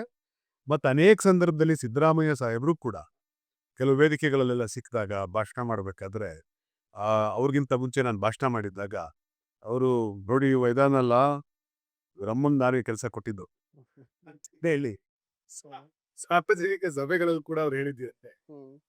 ಈ ಥರದ ಬಹಳಷ್ಟು ಪ್ರಸಂಗಗಳಿವೆ. ಮತ್ತೆ ನೀವು ಆಗ್ಲೇ ಹೇಳ್ತಾ ಇದ್ರಿ, ನಾನು ಒಂದು ಪುಸ್ತಕಗಳನ್ನ ಓದ್ತಾ ಇದ್ದೆ, ವಿವೇಕಾನಂದರನ್ನ ಓದ್ತಾ ಇದ್ದೆ, ಲೋಹಿಯಾ ಬುಕ್ಗಳನ್ನ ಓದ್ತಾ ಇದ್ದೆ ಅಂತ ಹೇಳಿ.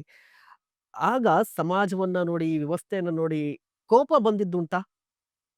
ಆ ಸಂದರ್ಭದಲ್ಲಿ ಏನಪ್ಪಾ ಈ ರೀತಿ ಇದೆ ಅಂತ ಹೇಳಿ. ಅಂದ್ರೆ ಪ್ರತಿಯೊಬ್ಬ ವ್ಯಕ್ತಿಗೆ ಅಂದ್ರೆ ವಯಸ್ಸಿನಲ್ಲಿ ಒಂದು ಕೋಪ ಇರುತ್ತೆ ವ್ಯವಸ್ಥೆ ಬಗ್ಗೆ.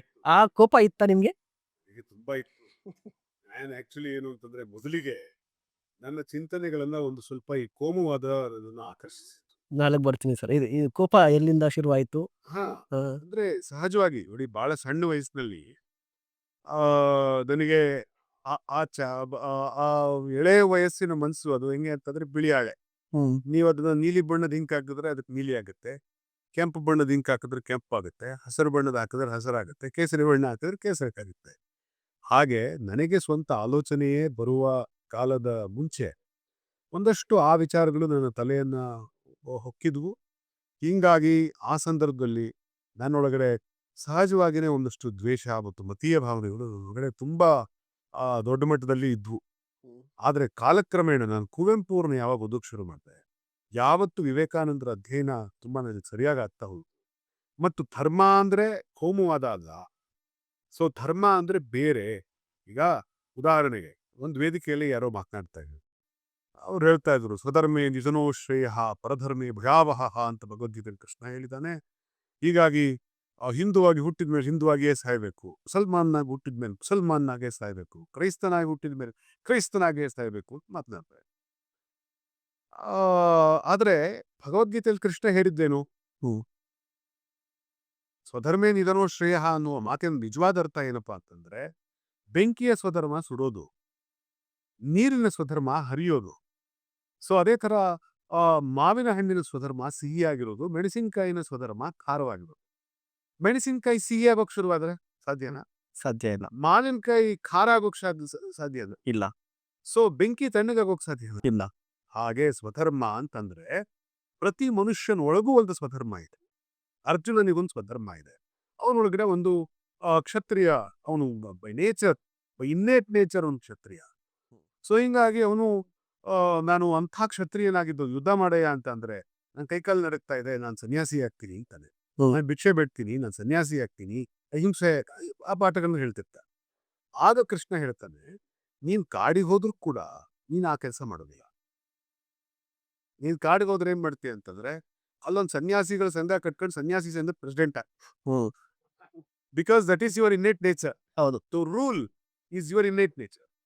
So don't be a hypocrite ಅಂತ ಹೇಳೋದಕ್ಕೋಸ್ಕರ ಈ ವಾಕ್ಯವನ್ನು ಬಳಸ್ಕೊ. ಆದ್ರೆ ನಾವಿದನ್ನ ಈ ರೀತಿಯಾಗಿ ಅರ್ಥೈಸ್ತೀವಿ. ಈ ರೀತಿಯಾಗಿ ಧರ್ಮದ ನಿಜವಾದ ಸ್ವರೂಪ ಗೊತ್ತಿಲ್ಲದ ಕಾಲದಲ್ಲಿ ನಾನು ಆ ರೀತಿ ಏನು ಹೊರಗಿನ ಬಾಹ್ಯ ಸಂಕೇತವೇ ಧರ್ಮ ಅನ್ನೋ ಒಂದು ಭ್ರಮೆಯಲ್ಲಿರ್ತೀನಿ. ಏನು ಕೇಸರಿ ಶಾಲು ಧರ್ಮ, ಬಿಳಿ ಟೋಪಿ ಘಟ ಬಿಡೋದು ಧರ್ಮ, ಶಿಲ್ಬೆ ಹಾಕೊಳ್ಳೋದು ಧರ್ಮ. ಇದು ಧರ್ಮ ಅಲ್ಲ. ಧರ್ಮ ಅಂತಂದ್ರೆ ನಾನು ದಿನಕ್ಕೆ ಎಷ್ಟು ಸರ್ತಿ ನಮಾಜ್ ಮಾಡ್ತೀನಿ, ಎಷ್ಟು ಸರ್ತಿ ಚರ್ಚ್ಗೆ ಹೋಗ್ತೀನಿ, ಎಷ್ಟು ಸರ್ತಿ ದೇವಸ್ಥಾನಕ್ಕೆ ಹೋಗ್ತೀನಿ ಅಲ್ಲ. ನನ್ನ ಎದುರುಗಡೆ ಒಂದು ಮಗು ಬಿದ್ದೋಗ್ಬಿಡ್ತು ರಸ್ತೆ ಒಳಗಡೆ, ನಾನು ಹೋಗಿ ಆ ಮಗುವನ್ನ ಮೈದಡವಿ ಮೇಲೆತ್ತೀನಿ, ನಾವು ಅದು ಧರ್ಮ. ಅದು ಧರ್ಮ. ನನ್ನ ಕಣ್ಣೆದುರುಗಡೆ ಕಣ್ಣೀರ್ ಹಾಕ್ತಾ ಒಬ್ಳು ತಾಯಿ ಅವಳಿಗಿರುವಂತ ಯಾವುದೋ ಒಂದು ಕಾಯಿಲೆಗೆ ಔಷಧಿ ತಗೊಳಕ್ಕಾಗದೆ, ಮಾತ್ರೆ ತಗೊಳಕ್ಕಾಗದೆ ನರಳ್ತಾ ಇದ್ದಾಳೆ. ಆ ತಾಯಿ ಕಣ್ಣೀರು ಒರೆಸ್ಬಲ್ನ, ಅವಳಿಗೊಂದು ಮಾತ್ರೆ ಕೊಡ್ಸ್ಬಲ್ನ, ಒಂದು ಟ್ರೀಟ್ಮೆಂಟ್ ಕೊಡ್ಸ್ಬಲ್ನ, ಇದು ಧರ್ಮ. ಅದಕ್ಕೆ ಬಸವಣ್ಣ ಬಹಳ ಸ್ಪಷ್ಟವಾಗಿ ಏನ್ ಹೇಳಿದ್ರು ಅಂದ್ರೆ, ದಯೆಯೇ ಧರ್ಮದ ಮೂಲವಯ್ಯ. Do you have compassionate heart, then you are religious. If you have hatred towards others, you are not religious. ಬೇರೆಯವ್ರ ಬಗ್ಗೆ ನಿಮಗೆ ದ್ವೇಷ ಇದ್ರೆ ಯಾವುದೇ ಕಾರಣಕ್ಕಾಗಲಿ, ಅವನು ಕ್ರಿಶ್ಚಿಯನ್ ಅನ್ನೋ ಕಾರಣಕ್ಕೋ, ಮುಸ್ಲಿಂ ಅನ್ನೋ ಕಾರಣಕ್ಕೋ, ಅಥವಾ ಅವನು ಇನ್ನೊಂದು ಯಾವುದೋ ಜಾತಿಯವನು, ದಲಿತ ಅನ್ನೋ ಕಾರಣಕ್ಕೋ, ಬ್ರಾಹ್ಮಣ ಅನ್ನೋ ಕಾರಣಕ್ಕೋ ಒಬ್ಬ ಮನುಷ್ಯನನ್ನ ನೀವು ದ್ವೇಷ ಮಾಡ್ತಿದ್ರೆ ನೀನು ಧಾರ್ಮಿಕನಲ್ಲ. ಓಕೆ. ಮತ್ತೆ ಧರ್ಮ ಮಾತಾಡಿದ್ರಲ್ಲ ಸರ್, ಈಗ ಧರ್ಮ ಅಂದ್ರೇನೆ ಬೇರೆ ರೀತಿಯಾಗಿ ಆಗ್ತಾ ಇರುವಂಥದ್ದು. ಅಂದ್ರೆ ಧರ್ಮ ಅಂದ್ರೆ ನೀವು ಹೇಳಿದಂಗೆ ಶಾಲ್ ಹಾಕೋದು, ಗಡ್ಡ, ವಿಭೂತಿ ಇದೆಲ್ಲವೂ ಆಗ್ತಾ ಇದೆ ಅಲ್ವಾ? ಯುವ ಜನತೆ ಎಲ್ಲಿ ಎಡುತ್ತಾ ಇದ್ದಾರೆ ಅಂತ ಹೇಳ್ಬೋದು ಅಂತ. ಯುವ ಜನತೆಗೆ ಈ ಧರ್ಮದ ವಿಚಾರವಾಗಿ ಏನ್ ಹೇಳಕ್ ಇಷ್ಟಪಡ್ತೀವಿ ನೀವು?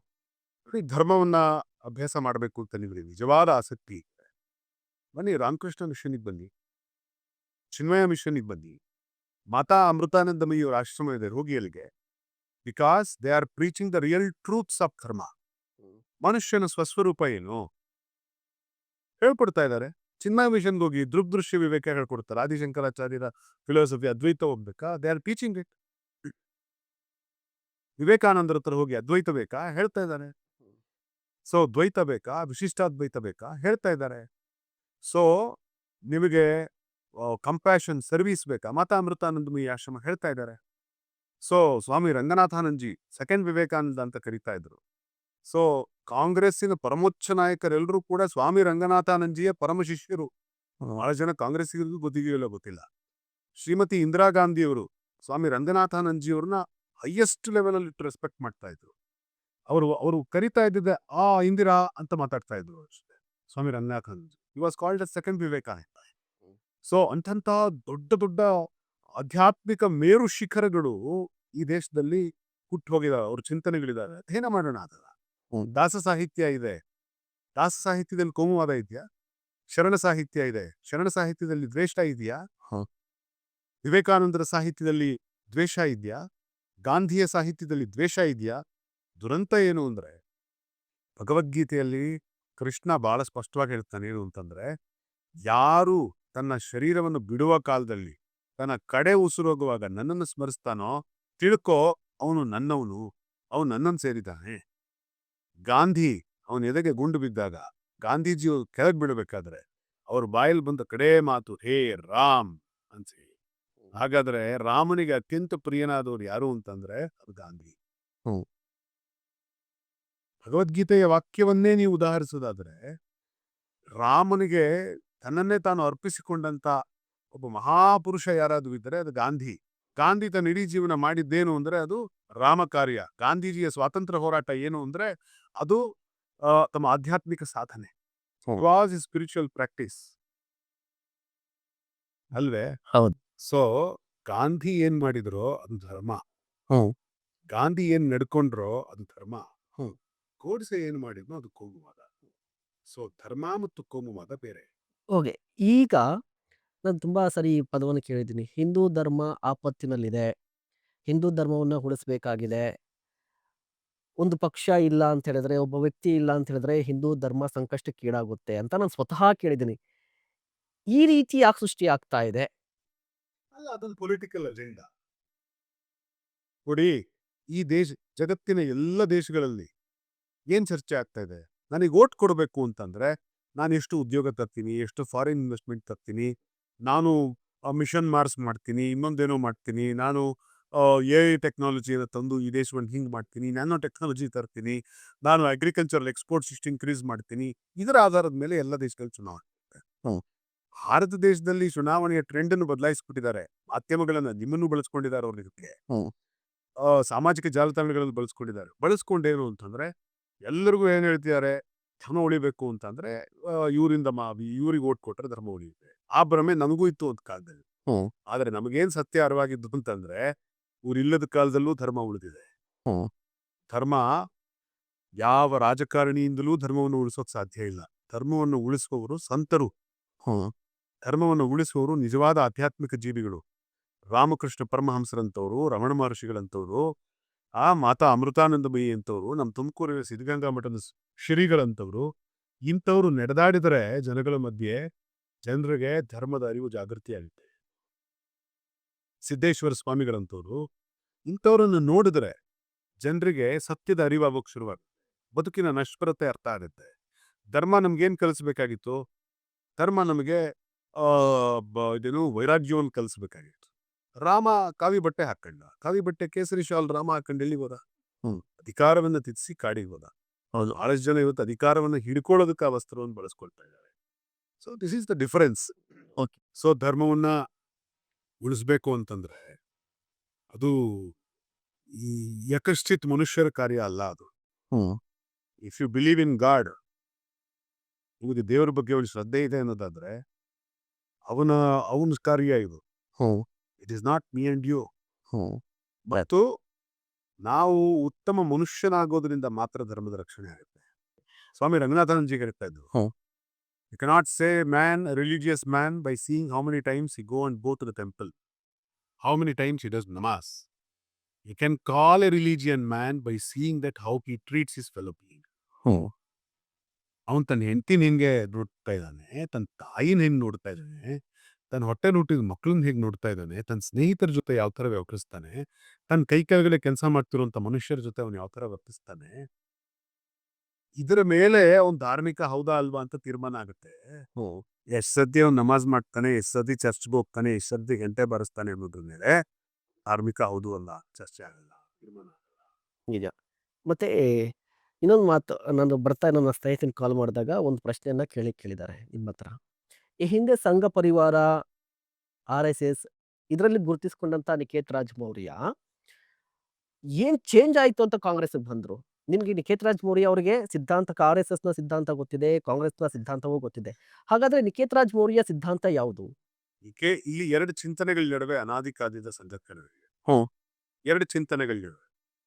ಯಾವ ಎರಡು ಚಿಂತನೆಗಳು? ಹ್ಮ್. ಬಹುಶಃ ನಿಮ್ಗೆ ಗೊತ್ತಿದೆ. ಬಾಬಾ ಸಾಹೇಬ್ ಅಂಬೇಡ್ಕರ್ ಹೇಳ್ತಾರೆ, ಹಿಸ್ಟ್ರಿ ಅಂತಂದ್ರೆ ಸತ್ತು ಹೋಗಿರುವಂತ, ಅಳದು ಊರಿದಿರುವಂತ ರಾಜರುಗಳ ಇತಿಹಾಸ, ಮುಗಿದೋದ ಸಾಮ್ರಾಜ್ಯಗಳ ಇತಿಹಾಸ ಅಲ್ಲ. ಇತಿಹಾಸ ಅಂದ್ರೆ ಎರಡು ಚಿಂತನೆಗಳ ನಡುವೆ ನಡೆದಿರುವಂತ ಸಂಘರ್ಷ. ಯಾವುದದು?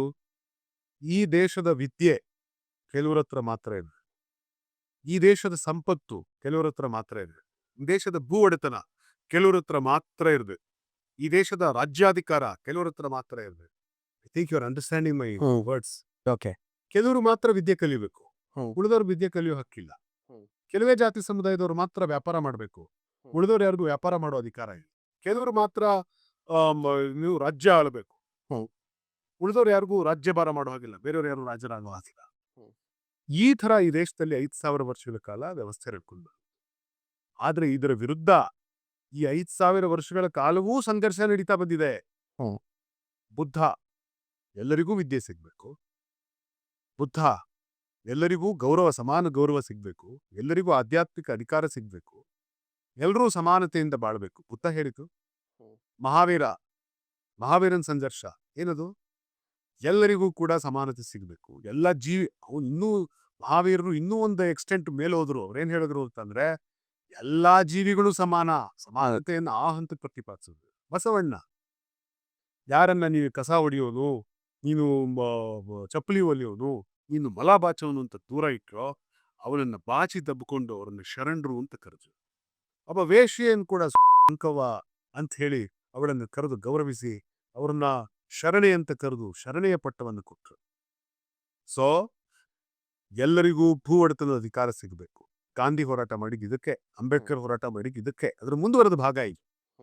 ನೀವು ಕೇಳಿದ್ರಲ್ಲ, ಕಾಂಗ್ರೆಸ್ಸು ಮತ್ತು ಬಿಜೆಪಿ ಎರಡನ್ನೂ ನೋಡಿದ್ದೀರಿ. ಹಾಗಾದ್ರೆ ಏನ್ ವ್ಯತ್ಯಾಸ? ಬಿಜೆಪಿ ಅವ್ರು ಏನ್ ಮಾಡ್ತಾ ಇದ್ದಾರೆ ಅಂತಂದ್ರೆ, ಎಲ್ಲರಿಗೂ ಎಲ್ಲವೂ ಸಿಗಬೇಕು ಅನ್ನೋದರ ಚಿಂತನೆ ವಿರುದ್ಧ ಅವರಿದ್ದಾರೆ. ಅವ್ರು ಬಂದ್ರೆ ಈ ಭಾರತ ದೇಶದಲ್ಲಿ ಇವತ್ತು, ನಾನು ಕಳೆದ ಬಾರಿ ಮೋದಿ ಸರ್ಕಾರ ಬಂದಾಗ ಸುಮಾರು ಎಷ್ಟೋ ಲಕ್ಷ ಸರ್ಕಾರಿ ಶಾಲೆಗಳು, you can search in Google, ಲಕ್ಷ ಸರ್ಕಾರಿ ಶಾಲೆಗಳನ್ನು ಮುಚ್ಚಿತು. ಸರ್ಕಾರಿ ಶಾಲೆಗಳು ಮುಚ್ಚೋದ್ರಿಂದ ಯಾರು ನಷ್ಟ ಆಗುತ್ತೆ? ಸರ್ಕಾರಿ ಶಾಲೆಯಲ್ಲಿ ಕಲಿಯೋದು ಯಾರ ಮಕ್ಕಳು? ಬಡವರ ಮಕ್ಕಳು, ರೈತರ ಮಕ್ಕಳು, ಕೃಷಿಕರ ಮಕ್ಕಳು, ಆಟೋ ಡ್ರೈವರ್ಗಳ ಮಕ್ಕಳು, ರಿಕ್ಷಾ ಪುಲ್ಲರುಗಳ ಮಕ್ಕಳು, ಕೂಲಿ ಕಾರ್ಮಿಕರ ಮಕ್ಕಳು, ಚಪ್ಪಲಿ ಹೊಲಿಯೋರ ಮಕ್ಕಳು. ಸೊ ಸಮಾಜದ ಡಿ ಗ್ರೂಪ್ ನೌಕರರು ಅಂತ ಯಾರು ಕರಿತೀರಿ, ಅವ್ರ ಮಕ್ಕಳು ಪಾಪ ಅಲ್ಲಿ ಕಲಿತಾ ಇದ್ದಾರೆ. ಸರ್ಕಾರಿ ಶಾಲೆಗಳನ್ನು ಮುಚ್ಚೋದ್ರಿಂದ ಅವ್ರ ಮಕ್ಕಳು ಇನ್ನೂ ಅಶಿಕ್ಷಿತರಾಗ್ಬಿಡ್ತಾರೆ. ಕಾಂಗ್ರೆಸ್ ಪಕ್ಷ ಅಧಿಕಾರದಲ್ಲಿದ್ದಾಗ ಯಾವ ಸರ್ಕಾರಿ ಶಾಲೆ ಮುಚ್ಚಿಲ್ವಾ? ಹಾಗಲ್ಲ, ಸರ್ಕಾರಿ ಶಾಲೆಗಳನ್ನು ತೆರೆದವ್ರು ಯಾರು? ಸರ್ವ ಶಿಕ್ಷಣ ಅಭಿಯಾನ ತಂದವ್ರು ಯಾರು? ಮಧ್ಯಾಹ್ನದ ಬಿಸಿ ಊಟವನ್ನು ತಂದವ್ರು ಯಾರು? ಯಾತಕ್ಕಾಗಿ ಇದು ಮಾಡಿದ್ರು? ಮಕ್ಕಳು ಕೂಲಿ ಮಾಡಬಾರದು, ಕೂಲಿ ಮಾಡೋದು ಮಕ್ಕಳು ಕೂಡ ಶಾಲೆಗೆ ಬರಬೇಕು ಅಂತ ತಾನೆ. What was the intention? So intention is very clear. Intention is, ನಾವು ಅವತ್ತು ಸರ್ವ ಶಿಕ್ಷಣ ಅಭಿಯಾನ ಮಾಡಿದಾಗ, ಹಿಂದೆ ಕಾಂಗ್ರೆಸ್ ಸರ್ಕಾರ ಮಿಡ್ ಡೇ ಮೀಲ್ಸ್ ತಂದಾಗ, ಅವತ್ತು ಅನೇಕ ಜನ ಮಠಾಧೀಶರು ಮಿಡ್ ಡೇ ಮೀಲ್ಸ್ ಅನ್ನು ವಿರೋಧಿಸಿದ್ರು. ಮಿಡ್ ಡೇ ಮೀಲ್ಸ್ ಅನ್ನು ವಿರೋಧಿಸಿದ್ರು. ಮಿಡ್ ಡೇ ಮೀಲ್ಸ್ ಅನ್ನು ವಿರೋಧಿಸಿದ್ರು ಯಾಕೆ ಅಂದ್ರೆ ಸಾಮೂಹಿಕವಾಗಿ ಊಟ ಹಾಕ್ತಾರೆ ಅಂತ. ಒಟ್ಟು ಕೂತ್ಕೋತಾರೆ, ಭೇದ ಇಲ್ಲದೆ ಮಕ್ಕಳು ಒಟ್ಟಿಗೆ ಕೂರ್ಬೇಕಾಗುತ್ತೆ. ಮತ್ತು ಆ ಮಿಡ್ ಡೇ ಮೀಲ್ಸ್ ನಲ್ಲಿ ರಿಸರ್ವೇಶನ್ ತರುವಂತ ಒಂದು ಕೆಲಸವನ್ನು ಕೂಡ ಕಾಂಗ್ರೆಸ್ ಸರ್ಕಾರ ಮಾಡಿ, ಯಾರು ಮಿಡ್ ಡೇ ಮೀಲ್ಸ್ ನ ಅಡಿಗೆ ಮಾಡ್ತಾರೆ ಅದ್ರೊಳಗಡೆ ಎಲ್ಲಾ ಜಾತಿಯವರಿಗೂ ಪ್ರಪೋರ್ಷನೇಟ್ ಅವಕಾಶವನ್ನು ಕೊಡಬೇಕು. ಅವಾಗ SC-ಗಳಿಗೆ, ST-ಗಳಿಗೆ, OBC-ಗಳಿಗೆ ಅಡಿಗೆ ಮಾಡೋದಕ್ಕೆ ಅವಕಾಶ ಸಿಗುತ್ತೆ. ಯಾಕಂದ್ರೆ ಉದ್ಯೋಗಾವಕಾಶ ಅದು. ಈ ಜಾತಿಯವ್ರಿಗೆ ಉದ್ಯೋಗಾವಕಾಶ ಸಿಗುತ್ತೆ ಅಂತ ಸರ್ಕಾರ ಯೋಚನೆ ಮಾಡುವಾಗ, ದಲಿತರ ಕೈಲಿ ಅಡಿಗೆ ಮಾಡಿಸ್ತಾರ, ಹಿಂದುಳಿದ ವರ್ಗದವ್ರ ಕೈಲಿ ಅಡಿಗೆ ಮಾಡಿಸ್ತಾರ, ಆ ಊಟ ನಮ್ಮ ಮಕ್ಕಳು ಮಾಡ್ಬೇಕಾ? ಸೊ ಇದನ್ನ ಮಾಡಕೂಡುದು ಅಂತ ಹೇಳಿ ಅನೇಕ ಮಠಾಧೀಶರುಗಳು ಕೂಡ ಅವತ್ತು ಬೀದಿಗಿಳಿದು ಅವತ್ತಿನ ಸರ್ಕಾರದ ವಿರುದ್ಧ, ಕೃಷ್ಣ ಸರ್ಕಾರದ ವಿರುದ್ಧ ಪ್ರತಿಭಟನೆ ಮಾಡೋದು. ಸೊ ಜಾತಿ ವ್ಯವಸ್ಥೆಯನ್ನ, ವರ್ಗ ವ್ಯವಸ್ಥೆಯನ್ನ ಸಮಾನತೆಯನ್ನ ಜೀವಂತವಾಗಿ ಇಡಬೇಕು ಅನ್ನೋಂಥ ಒಂದು ಚಿಂತನೆ ಇದೆ. ಹ್ಮ್. ಆ ಚಿಂತನೆ ಇವತ್ತು ಬಿಜೆಪಿಯವರು ಆ ಚಿಂತನೆಗೆ ಪೋಷಣೆ ಮಾಡ್ತಿದ್ದಾರೆ ಅಂತ ನನಗೆ ಅನ್ನಿಸ್ತಾ ಇದೆ. ಓಕೆ. ಸೊ ಎಲ್ಲರಿಗೂ ಸಮಾನತೆ ಬರಬೇಕು ಅನ್ನುವಂಥ ಒಂದು ಚಿಂತನೆ ಇದೆ. ಸಂವಿಧಾನದ ಪರ ಇರಬೇಕಾದ ಚಿಂತನೆ ಏನಿದೆ, ಅಂಬೇಡ್ಕರ್ ಹೇಳದಂಥ ಚಿಂತನೆ ಇದೆ. ಯಾವ ಹೋರಾಟದ ಬಗ್ಗೆ ಗಾಂಧಿ ಮಾತನಾಡಿದ್ರು, ಯಾವ ಹೋರಾಟದ ಬಗ್ಗೆ ನೆಹರು ಮಾತನಾಡಿದ್ರು, ಯಾವ ಹೋರಾಟದ ಬಗ್ಗೆ ಬಸವಣ್ಣ, ಅಂಬೇಡ್ಕರ್, ನಾರಾಯಣ ಗುರು, ಕನಕದಾಸ ಹೋರಾಟ ಮಾಡಿದ್ರು, ಆ ಚಿಂತನೆಗಳ ಮುಂದುವರೆದ ಭಾಗವಾಗಿ ಕಾಂಗ್ರೆಸ್ ನಮ್ಮ ಕಣ್ಮುಂದೆ ಇದೆ ಅನ್ನುವಂಥ ಒಂದು ಸ್ಪಷ್ಟವಾದ ಚಿತ್ರಣ ನನಗೆ ರಚಿಸಿದೆ. ಎಲ್ಲರಿಗೂ ಉದ್ಯೋಗಾವಕಾಶ ಇಲ್ಲಿದೆ. ಸರ್ಕಾರಿ ಉದ್ಯೋಗಗಳು ಜಾಸ್ತಿ ಮಾಡಿದ್ರೆ ನಿಮಗೆ ಎಲ್ಲಾ ಜಾತಿಯವ್ರಿಗೂ ಉದ್ಯೋಗ ಸಿಗುತ್ತೆ. ಎಲ್ಲಾವುದು ಪ್ರೈವೇಟೈಸ್ ಮಾಡೋಕೆ ಹೊರಟ್ರೆ ಎಲ್ಲಾ ಜಾತಿಯವ್ರಿಗೂ ಉದ್ಯೋಗ ಸಿಗುತ್ತಾ? ಪ್ರೈವೇಟ್ ಕಂಪ್ನಿಗಳಲ್ಲಿ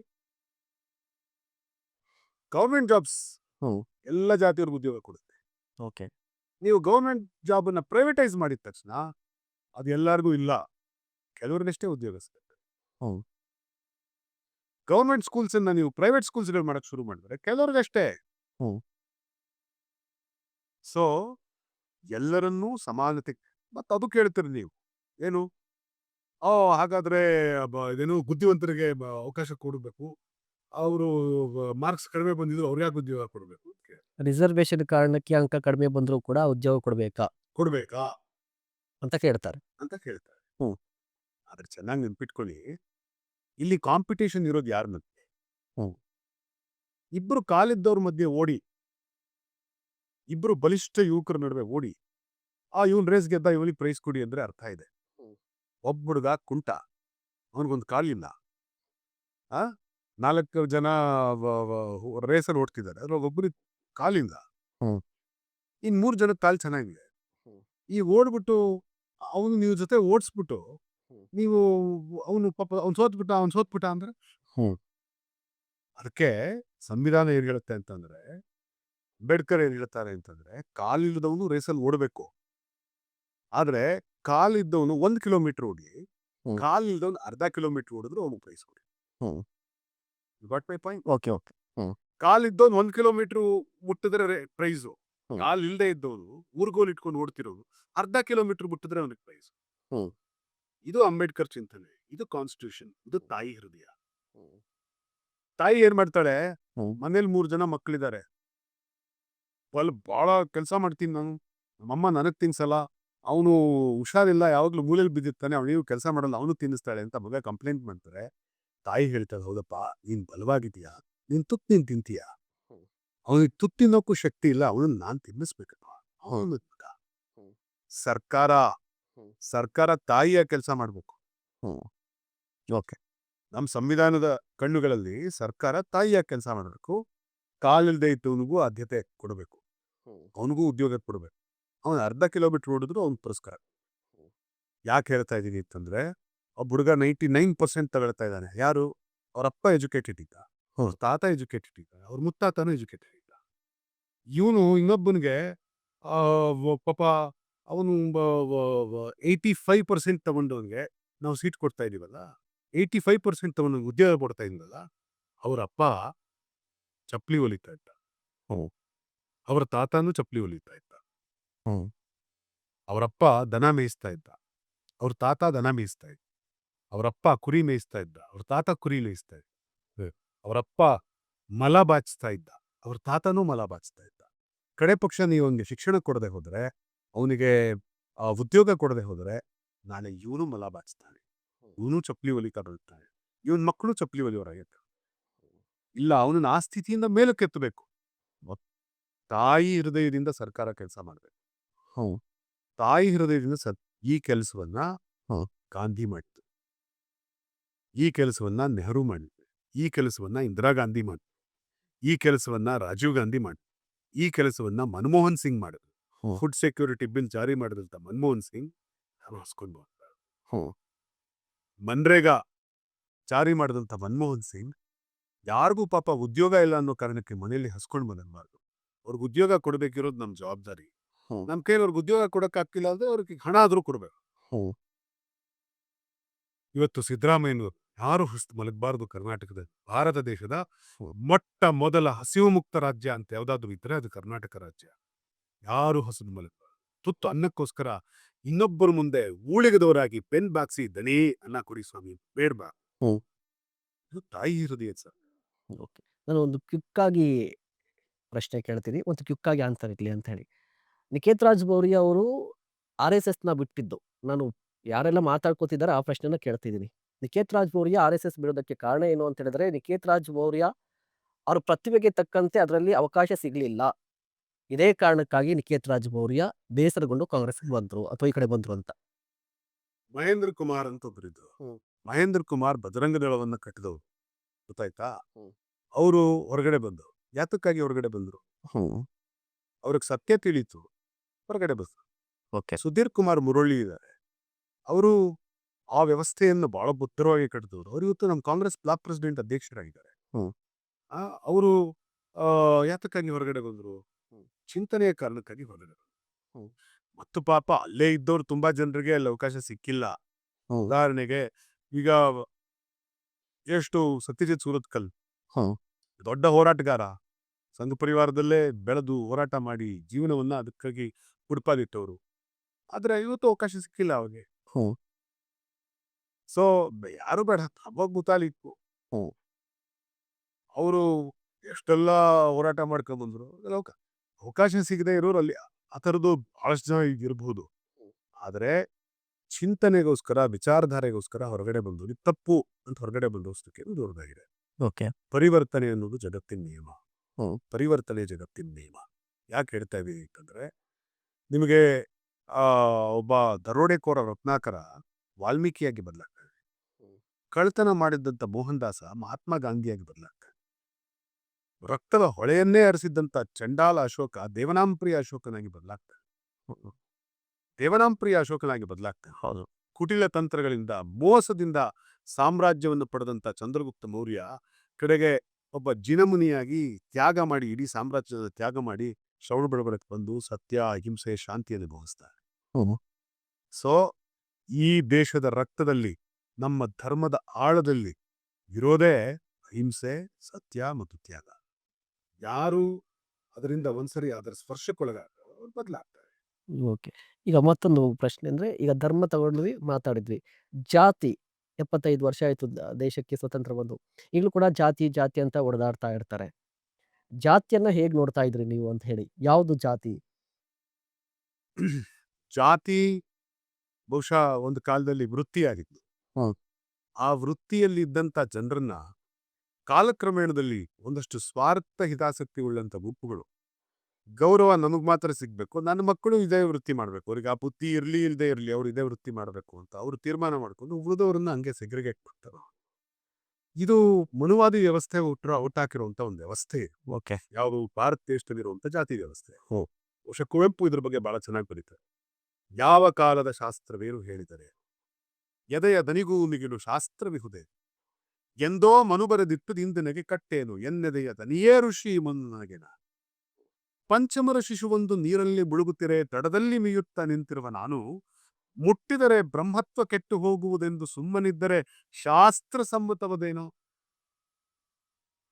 ತಾಯಿ ಕೆರೆ ಪಕ್ಕದಲ್ಲಿ ಹೋಗಿ ಅವರ ಯಜಮಾನರ ಮನೆ ಅಂದ್ರೆ ಅವರ ಊರಿನ ಶ್ರೀಮಂತನ ಮನೆ ಪಾತ್ರೆ ಮುಸುರೆ ತೊಳಿತಾ ಇದ್ಲಿ. ಅವಳು ಮುಸುರೆ ತೊಳೆಯಕ್ ಬಂದ್ರೆ ಮಗುನ್ ನೋಡ್ಕೊಳ್ಳೋ ಯಾರು, ಮಗುನು ಎತ್ಕೊಂಡ್ ಬಂದಿರ್ತಾರೆ. ದಡದಲ್ಲಿ ಆಡ್ತಿದ್ ಮಗು ನೀರಿಗೆ ಬಿದ್ದು ಹೋಗುತ್ತೆ. ನೀರಿಗೆ ಬಿದ್ದು ಹೋದ್ ಮಗುನ್ ನೋಡಿ, ಅಯ್ಯೋ ಸ್ವಾಮಿ ನನ್ನ ಮಗು ಕಾಪಾಡಿ ಅಂತ ಬಡ್ಕೋತಾರೆ. ಅಲ್ಲೇ ಯಾರೋ ದಡದಲ್ಲಿ ಕೂತು ಜಪ ಮಾಡ್ತಿದ್ದವನುಪ, ಅಯ್ಯೋ ಪಾಪ ಯಾರ್ದೋ ಮಗು ಬಿದ್ದೋಯ್ತಲ್ಲ ಅಂತ ಮೇಲೆದ್ದ. ಎತ್ತು ಆ ಮಗುನ್ ಕಾಪಾಡ್ಬೇಕು ಅಂತ ಈ ಕಡೆ ತಿರುಗಿ ನೋಡಿದವನು, ಅಯ್ಯೋ ಇವಳ ಮಗುನ, ಆ ಮಗುನ್ ಮುಟ್ಟಿದ್ರೆ ನನಗೆ ಪಾಪ ಬರುತ್ತೆ, ಅದಕ್ಕೆ ಹೀನ ಜಾತಿಯವಳ ಮಗು ಅಂತ ಹೇಳಿ ಮತ್ತೆ ವಾಪಸ್ ಬಂದ. ಆ ಮಗು ನೀರಲ್ಲಿ ಮುಳುಗಿ ಸಾಯ್ತು. ಆ ತಾಯಿ ಆಕ್ರಂದನ ಆಕಾಶವನ್ನು ಮುಟ್ತು. ಅದನ್ನ ಕಂಡ ಕುವೆಂಪು ಅವರು, ಅದನ್ನ ಅರ್ಥ ಕುವೆಂಪು ಅವರು ಬರೀತಾರೆ. ಪಂಚಮರ ಶಿಶುವೊಂದು ನೀರಲ್ಲಿ ಮುಳುಗುತ್ತಿರೆ ದಡದಲ್ಲಿ ಮೀಯುತ್ತ ನಿಂತಿರುವ ನಾನು, ಮುಟ್ಟಿದರೆ ಬ್ರಹ್ಮತ್ವ ಕೆಟ್ಟು ಹೋಗುವುದೆಂದು ಸುಮ್ಮನಿದ್ದರೆ ಶಾಸ್ತ್ರ ಸಮ್ಮತವದೇನೋ. ಅಂತು ಮನು ತಾನು ಹೇಳಿರಲಾರನಯ್ಯಯ್ಯೋ, ಹೇಳಿದ್ದರವನನ್ನು ಶಾಸ್ತ್ರದೊಳೆ ಸುತ್ತಿ. ಸ್ವರ್ಗ ಹೋಗಲಿ ಮತ್ತು ನರಕ ಬಂದರೂ ಬರಲಿ, ಎದೆಯ ಧೈರ್ಯವ ಮಾಡಿ ಮನುವನ್ನು ಬಿಸುಡಾಚೆಗೆತ್ತಿ. ಸ್ವರ್ಗ ಹೋಗುವುದಿಲ್ಲ, ನರಕ ಬರುವುದೂ ಇಲ್ಲ, ಸ್ವರ್ಗ ನರಕಗಳೇನು ಶಾಸ್ತ್ರಾಸ್ಥವಲ್ಲ. ಎದೆಯ ಧನಿ ಧರ್ಮ ನಿಧಿ ಕರ್ತವ್ಯ ವಧುವೆ ವಿಧಿ ನಂಬಿದನು ಇದನುಳಿದು ಋಷಿಯು ಬೇರಿಲ್ಲ ನಂಬಿದನು ಇದನುಳಿದು ಋಷಿಯು ಬೇರಿಲ್ಲ. ಅಂದ್ಮೇಲೆ ಋಷಿ ಇದ್ರೆ ಹ್ಮ್. ಋಷಿ ಹೇಳ್ಬಿಟ್ಟಿದಾನಪ್ಪ ಇದನ್ನ ಅದನ್ನ ಪಾಲಿಸ್ಬೇಕು ಅಂತ ಹೇಳೋದಾದ್ರೆ ಅಂದಿನ ಋಷಿಗಳು ಮಾನವರೇ ನಮ್ಮಂತೆ. ಹ್ಮ್. ಅವರ ಕಾಲದ ಶಾಸ್ತ್ರ ಅವರ ಕಾಲಕ್ಕೆ ಮಾತ್ರ. ಕಾಲಕ್ಕೆ ತಕ್ಕಂತೆ ದೇಶಕ್ಕೆ ತಕ್ಕಂತೆ ನಮ್ಮ ಹೃದಯವೇ ನಮಗೆ ಶ್ರೀಧರ್ಮ ಸೂತ್ರ. ಜಾತಿ ವ್ಯವಸ್ಥೆಯನ್ನ ಯಾವುದೋ ಶಾಸ್ತ್ರದಲ್ಲಿದೆ, ಕಂತೆಲಿದೆ, ವರ್ಣ ವ್ಯವಸ್ಥೆ ಒಳಗಡೆ ಇದೆ ಅಂತ ಹೇಳಿ ಅದನ್ನ ಎತ್ತಿ ಹಿಡ್ಕೊಂಡು ಸಾವಿರಾರು ವರ್ಷ ಈ ದೇಶದಲ್ಲಿ ನಡ್ಸ್ಕೊಂಡ್ ಬಂದಿದ್ದೀವಿ. ಈಗ ಹೃದಯದಿಂದ ದೇಶವನ್ನು ಮುನ್ನಡೆಸುವಂತ ಕಾಲ ಹತ್ತಿರ ಬಂದಿದೆ. ಆ ಹೃದಯದಿಂದ ಮುನ್ನಡೆಸೋದು ಹೇಗೆ ಅನ್ನೋದನ್ನ ಸಂವಿಧಾನ ತೋರಿಸ್ಕೊಟ್ಟಿದೆ, ಅಂಬೇಡ್ಕರ್ ತೋರಿಸ್ಕೊಟ್ಟಿದ್ದಾರೆ. ಹೃದಯದಿಂದ ದೇಶವನ್ನು ಮುನ್ನಡೆಸೋದು ಹೇಗೆ ಅಂತ ಹೇಳಿ ರಾಷ್ಟ್ರಕವಿ ಪುಟ್ಟಪ್ಪನವ್ರು ತೋರಿಸಿದ್ದಾರೆ. ಹೃದಯದಿಂದ ಸೇವೆ ಮಾಡೋದು ಹೇಗೆ ವಿವೇಕಾನಂದರು ತೋರಿಸಿದ್ದಾರೆ, ಗಾಂಧಿ ತೋರಿಸಿದ್ದಾರೆ, ಭಗವಾನ್ ಬುದ್ಧ, ಬಸವಣ್ಣ, ನಾರಾಯಣಗುರು, ಕನಕದಾಸ, ಶರಣರು, ಸೂಫಿಗಳು ಇವರೆಲ್ಲರೂ ಕೂಡ ತೋರಿಸಿದ್ದಾರೆ. ಹ್ಮ್.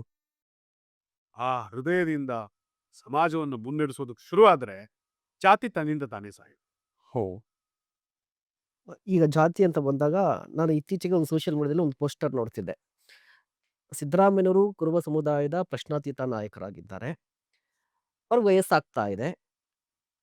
ಯಾರು ನೆಕ್ಸ್ಟ್ ಅಂತ ಬಂದಾಗ ಒಂದಿಷ್ಟು ಹೆಸರುಗಳು ಕೇಳಿ ಬರ್ತಾ ಇರುತ್ತೆ. ಅದರಲ್ಲಿ ನಿಮ್ಮ ಹೆಸರು ಕೇಳಿ ಬರ್ತಾ ಇತ್ತು, ಅಥವಾ ಹಿಂದ ಸಮುದಾಯದ ನಾಯಕರು ಯಾರಾಗ್ತಾರೆ ಅಂತ ಬಂದಾಗ ನಿಮ್ಮ ಹೆಸರು ಕೂಡ ಕೇಳಿ ಬರ್ತಾ ಇರುತ್ತೆ. ಅಂದ್ರೆ ಒಂದು ಜಾತಿಗೆ ಸೀಮಿತವಾಗಿ ಒಬ್ಬ ನಾಯಕರನ್ನ ನೋಡುವಂತೂ ಎಷ್ಟು ಸರಿ? ಹ್ಮ್. ಸಿದ್ದರಾಮಯ್ಯನವರೇ ಹೇಳಿದಾರೆ ಅದನ್ನ ಎಷ್ಟೋ ಸರ್ತಿ. ಯಾಕೆ ಹೇಳ್ತೀನಿ, ಸಿದ್ದರಾಮಯ್ಯನವರು ನಮ್ಮ ಜಾತಿಗೆ ಸೀಮಿತ ಮಾಡೋದು ಬಹಳ ದೊಡ್ಡ ತಪ್ಪು. ಕುರುಬರೆಲ್ಲರೂ ಕೂಡ ಎಸ್.ಟಿ ಹೋರಾಟಕ್ಕೆ ಕಾಲ್ನಡಿಗೆಯಲ್ಲಿ ಲಕ್ಷಾಂತರ ಜನ ನಡ್ಕೊಂಡು ಬಂದಾಗ ಈ ರಾಜ್ಯದ ಮುಖ್ಯಮಂತ್ರಿಗಳಾಗಿದ್ದಂಥ ಸಿದ್ದರಾಮಯ್ಯನವರು, ಯಾವ ಸಿದ್ದರಾಮಯ್ಯನವ್ರನ್ನ ನೀವು ಕುರುಬ ಸಮಾಜದ ಪ್ರಶ್ನಾತೀತ ನಾಯಕ ಅಂತ ಕರಿತೀರೋ ಅವರು ಆ ಸಭೆಗೆ ನಾನು ಬರಲ್ಲ ಅಂತ ಹೇಳಿದ್ರು. ಯಾಕೆ ಹೇಳಿದ್ರು ಅವರು ಅಂತಂದ್ರೆ, ಅವ್ರು ಹೇಳಿದ್ರು, ಒಂದು, ಈ ಸಭೆ ಹಿಂದೆ RSS ಷಡ್ಯಂತ್ರ ಇದೆ.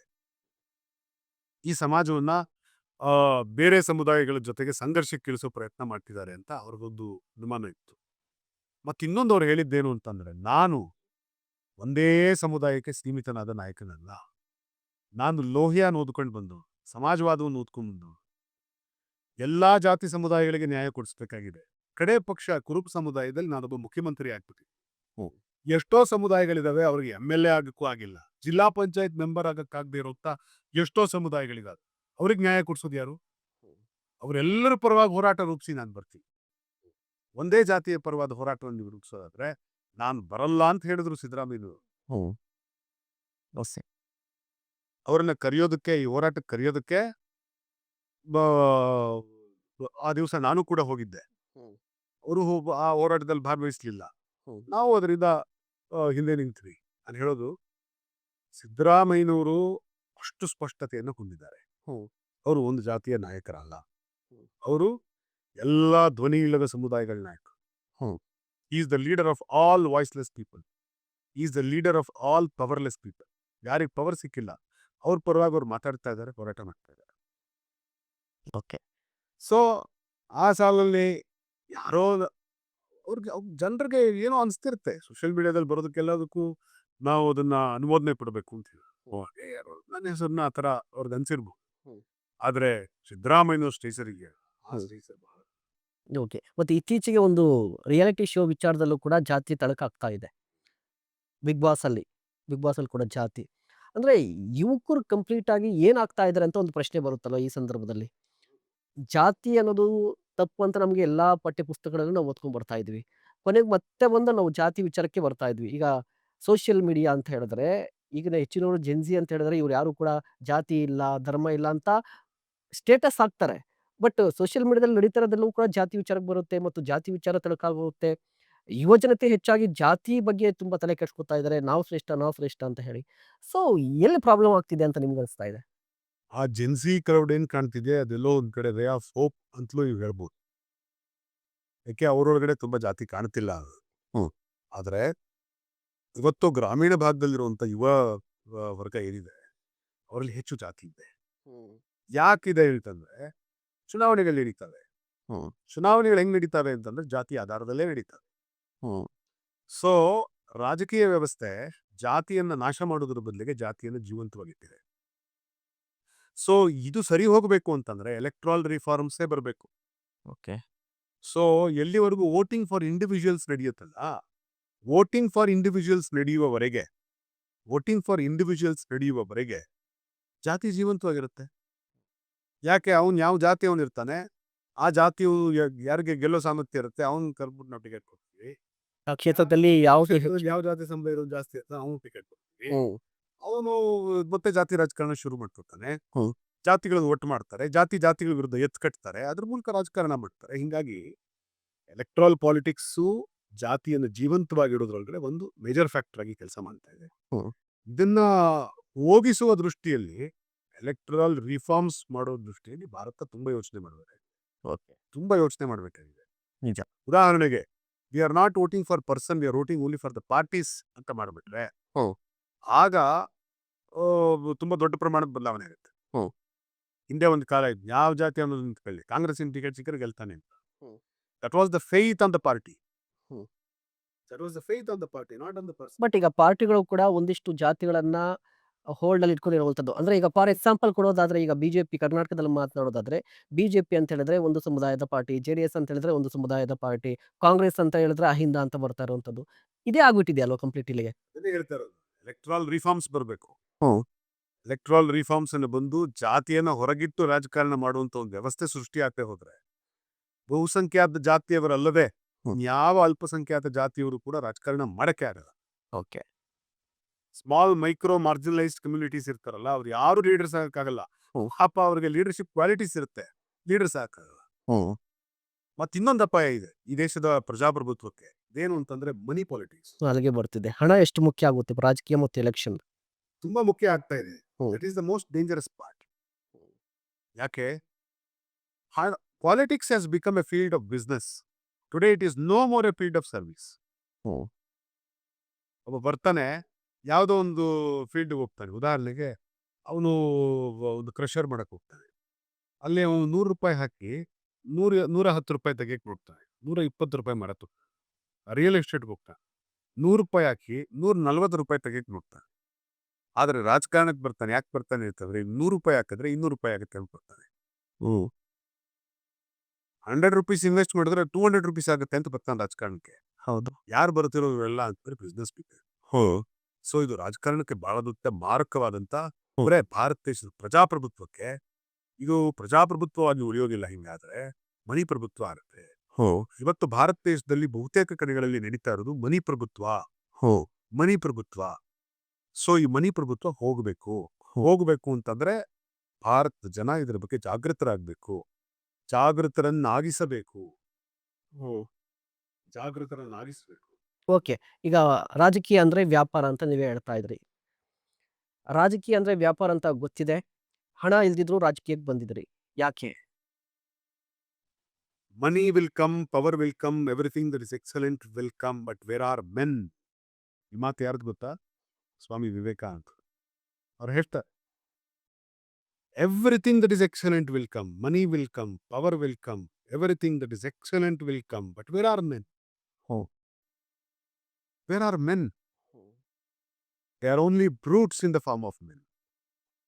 ಮನುಷ್ಯ ರೂಪದಲ್ಲಿ ಮೃಗಗಳೇ ಕಾಣಿಸ್ತಾ ಇದ್ದಾರೆ ಎಲ್ಲ ಕಡೆ. ನಿಜವಾದ ಮನುಷ್ಯರು ಇಲ್ಲಿದ್ದಾರೆ. ಮನುಷ್ಯ ತಯಾರಾದರೆ ಅವನಿಂದ ಹಣ, ಜನ, ಅಧಿಕಾರ ಎಲ್ಲ ಬರ್ತದೆ. ವಿವೇಕಾನಂದರ ಮಾತು, ಆ ಮಾತಿನ ಮೇಲೆ ಶ್ರದ್ಧೆ ಇತ್ತು, ಹೀಗಾಗಿ ರಾಜಕಾರಣ. ಓಕೆ. ನೀವು ಕಳೆದ ಲೋಕಸಭಾ ಚುನಾವಣೆಯಲ್ಲಿ ಟಿಕೆಟ್ ಆಕಾಂಕ್ಷಿ ಆಗಿದ್ರಿ. ಒಂದು ತುಮಕೂರು, ಇನ್ನೊಂದು ಬೆಂಗಳೂರು ಸೌತ್. ಯಾಕೆ ಕೊಡ್ಲಿಲ್ಲ ಅಂತ ಹೇಳಿದ್ರೆ, ಅಥವಾ ಯಾಕೆ ಟಿಕೆಟ್ ಸಿಗ್ಲಿಲ್ಲ ಅಂತ ಹೇಳಿದ್ರೆ ರೀಸನ್ಸ್ ಏನ್ ಕೊಡ್ತೀರಿ? ದುಡ್ಡ, ಜಾತಿನ, ಇನ್ನೂ ಎಕ್ಸ್ಪೀರಿಯನ್ಸ್ ಆಗಿಲ್ಲ ಅಂತ? ಏನಿಲ್ಲ, ರಾಜಕಾರಣ ಅನ್ನೋದು ಇದೊಂದು 10th ಎಕ್ಸಾಮ್ ಪಾಸ್ ಮಾಡ್ರಿ.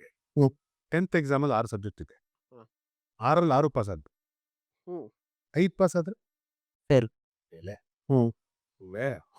ಸೊ ಹೀಗೆ ನೀವು ರಾಜಕಾರಣದಲ್ಲಿಯೂ ಅಷ್ಟೇ ಹಲವಾರು ಫ್ಯಾಕ್ಟರಿಗಳು ವರ್ಕ್ ಆಗ್ತಾ ಇರ್ತದೆ. ಸೊ ಒಂದೊಂದು ನಿಮ್ಮ ಹತ್ರ ಇರ್ತದೆ, ಒಂದೊಂದು ನೀವು ಜೋಡಿಸ್ಕೋಬೇಕಾಗ್ತದೆ. ಸಕ್ಸಸ್ ಆದವ್ರು ಎಲ್ಲರೂ ಕೂಡ ಅದನ್ನ ಜೋಡಿಸ್ಕೊಂಡಿದ್ದಾರೆ. ಸೊ ರಾಜಕಾರಣದಲ್ಲಿ ಏನು ಅಂತಂದ್ರೆ ಕಾಯೋದು ಕೂಡ ಇಟ್ಸ್ ಪಾರ್ಟ್ ಆಫ್ ಪಾಲಿಟಿಕ್ಸ್. ನನಗೆ ಒಂದ್ಸರ್ತಿ ಒಬ್ಬ ಕಾಂಗ್ರೆಸ್ನ ಹಿರಿಯ ಮುಖಂಡರು KJ ಜಾರ್ಜ್ ಸಾಹೇಬ್ ಒಂದು ಮಾತು ಹೇಳಿದ್ರು. ಏನು ಹೇಳಿದ್ರು ಅಂತಂದರೆ, if you get something you should say, oh it's good, it's okay. If you don't get something then also you should say, yes it's good, it's for good, it's okay. Then only you will become a good politician, you will become a successful politician ಅಂತ. So ಆ ಮಾತಿನ ಬಗ್ಗೆ ನನಗೆ ಅಪಾರವಾದ ನಂಬಿಕೆ ಬಂದು ಏನಪ್ಪ ಒಂದು ಸಿಗುತ್ತೆ, ಸಿಕ್ಕರೂ ಸಂತೋಷವಾಗೇ ಇರಬೇಕು, ಸಿಗಲಿಲ್ಲ ದುಃಖ ಪಡೋಂಗಿಲ್ಲ, ಸಿಗದೇ ಇದ್ದ ದಿವಸನೂ ಸಂತೋಷವಾಗಿರ್ಬೇಕು. ಹೇಳ್ತೀನಿ, ತುಮಕೂರು ಲೋಕಸಭೆ ಟಿಕೆಟ್ ನನಗೆ ಸಿಗುತ್ತೆ ಅಂತ ಭಾಳ ದೊಡ್ಡ ಪ್ರಮಾಣದಲ್ಲಿ ಪ್ರಚಾರ ಆಯಿತು. ಸೊ ಎಲ್ಲ ಮಾಧ್ಯಮಗಳಲ್ಲೂ ನಾನು ಪಾಸಿಬಲ್ ಕ್ಯಾಂಡಿಡೇಟ್ ಆಗೋಗಿದ್ದೆ. ಅದಾದ ನಂತರ ಅಲ್ಟಿಮೇಟ್ಲಿ ಕಡೆಗಳಿಗೆ ಮುದ್ದನ್ಮೇಗೌಡರು ಬಂದರು. ಬರಲಿಲ್ಲ ಅಂದರೆ ನಾನು ಸಿಗ್ತಾ ಇತ್ತು ಅನ್ನೋ ದೃಢವಾದ ನಂಬಿಕೆ ನನಗೆ ಗೊತ್ತಿದೆ. ಸೊ ಮುದ್ದನ್ಮೇಗೌಡರು ಬಂದ್ಬಿಟ್ರು. ಮುದ್ದನ್ಮೇಗೌಡರು ನನಗೆ ಕಡೆ ಅವಕಾಶ ಅಂತ ಕೇಳಿದ್ರು. ಆಯಿತು, ಅವ್ರಿಗೊಂದು ಅವಕಾಶ ಸಿಕ್ತು. ಸೊ ಒಂದು ವೇಳೆ ಮುದ್ದನ್ಮೇಗೌಡರು ಸಿಕ್ತು, ಅದಾದ ನಂತರ ನಾನೇನು ಮಾಡಿದೆ, ಚೆನ್ನಾಗಿ ಬೇಸರ ಆಗ್ಬೇಕಲ್ಲ, ಹೌದು. ಬೇಜಾರಾಗ್ಬೇಕಲ್ಲ. ನಾನು ನನ್ನ ಹೆಂಡ್ತಿನ ಕರೆದೆ, ನಮ್ಮ ಅಮ್ಮನ ಕರೆದೆ, ನನ್ನ ಜೊತೆ ಕೆಲಸ ಮಾಡಿದಂಥ ಹುಡುಗರು ಎಲ್ಲರೂ ಪಾಪ ಅಳ್ತಾ ನಿಂತಿದ್ದಾರೆ, ಎಲ್ಲರನ್ನೂ ಕರೆದೆ. ಯಾರು ತಲೆಗೆಡ್ಸ್ಕೊಬೇಡಿ, ಬನ್ನಿ ಎಲ್ಲ ಒಂದು ಮೂವಿಗೆ ಹೋಗಿ ಬರೋಣ ಅಂತೇಳಿ ಎಲ್ಲರೂ ಕರ್ಕೊಂಡೋಗಿ ಒಂದು ಏನಾದ್ರು ಮೂವಿ ತೋರಿಸ್ಕೊಂಡು ವಾಪಸ್ಬೇಕು. ಓಕೆ. ಏನು ಮಾಡ್ತೀಯ ನೀನು ಅಂದರು. ಏನಿಲ್ಲ, ಟಿಕೆಟ್ ಮುದ್ದನ್ಮೇಗೌಡರು ಕೊಟ್ಟಿದ್ದಾರೆ, ಅವ್ರ ಕೆಲಸ ಮಾಡ್ತೀವಿ. Because this party as a recognised me, Congress party recognised me, D K. Shivakumar saab recognised me, Siddaramaiah saab recognised me, so Kharge saab recognised me. At least is a candidate ಅಂತ ನನ್ನ ಹೆಸರು ದಿಲ್ಲಿ ಕಳಿಸಿದಾರಲ್ಲ, feel good for that. Come, we will celebrate this. So I took them to cinema, I came back and I went to ground and I worked in favour of ಮುದ್ದನ್ಮೇಗೌಡರು. ಸೋತರು, ಆ ಮಾತು ಬೇರೆ.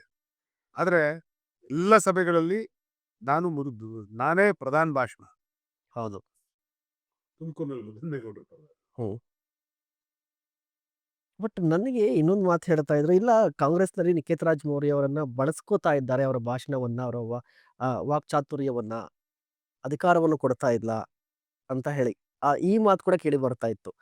ಏನ್ ಅನಿಸ್ತಾ ಇದೆ ನಿಮ್ಗೆ ಇದರಲ್ಲಿ? ನೋಡಿ, ರಾಜಕಾರಣದಲ್ಲಿ ಬಳಸ್ಕೊಳ್ಳೋದು ಇರುತ್ತೆ, ಬೆಳೆಸೋದು ಇರುತ್ತೆ. ಕೆಲವರು ಬಳಸ್ಕೊತಾರೆ, ಕೆಲವರು ಬೆಳೆಸ್ತಾರೆ. ಹೌದು, ಕೆಲವರು ಬಳಸ್ಕೊಂಡಿದ್ದಾರೆ, ಕೆಲವರು ಬೆಳೆಸಿದ್ದಾರೆ. ಬಳಸ್ಕೊಂಡವ್ರಿಗೂ ಧನ್ಯವಾದ. ಯಾಕೆ? They made me useful. Useless ಆಗ್ತಿದ್ರಲ್ಲ, ಹೌದು. At least they made me useful. ಹೌದು. ಅಂಡ್ ಸಂಬಡಿ ಯಾರೋ ನಮ್ಮನ್ನು ಬೆಳೆಸಿದ್ರಲ್ಲ, ಅವ್ರನ್ನ ಉಸಿರೋದ ತನಕ ಕೃತಜ್ಞತೆಯಿಂದ ಸ್ಮರಿಸ್ತೀನಿ.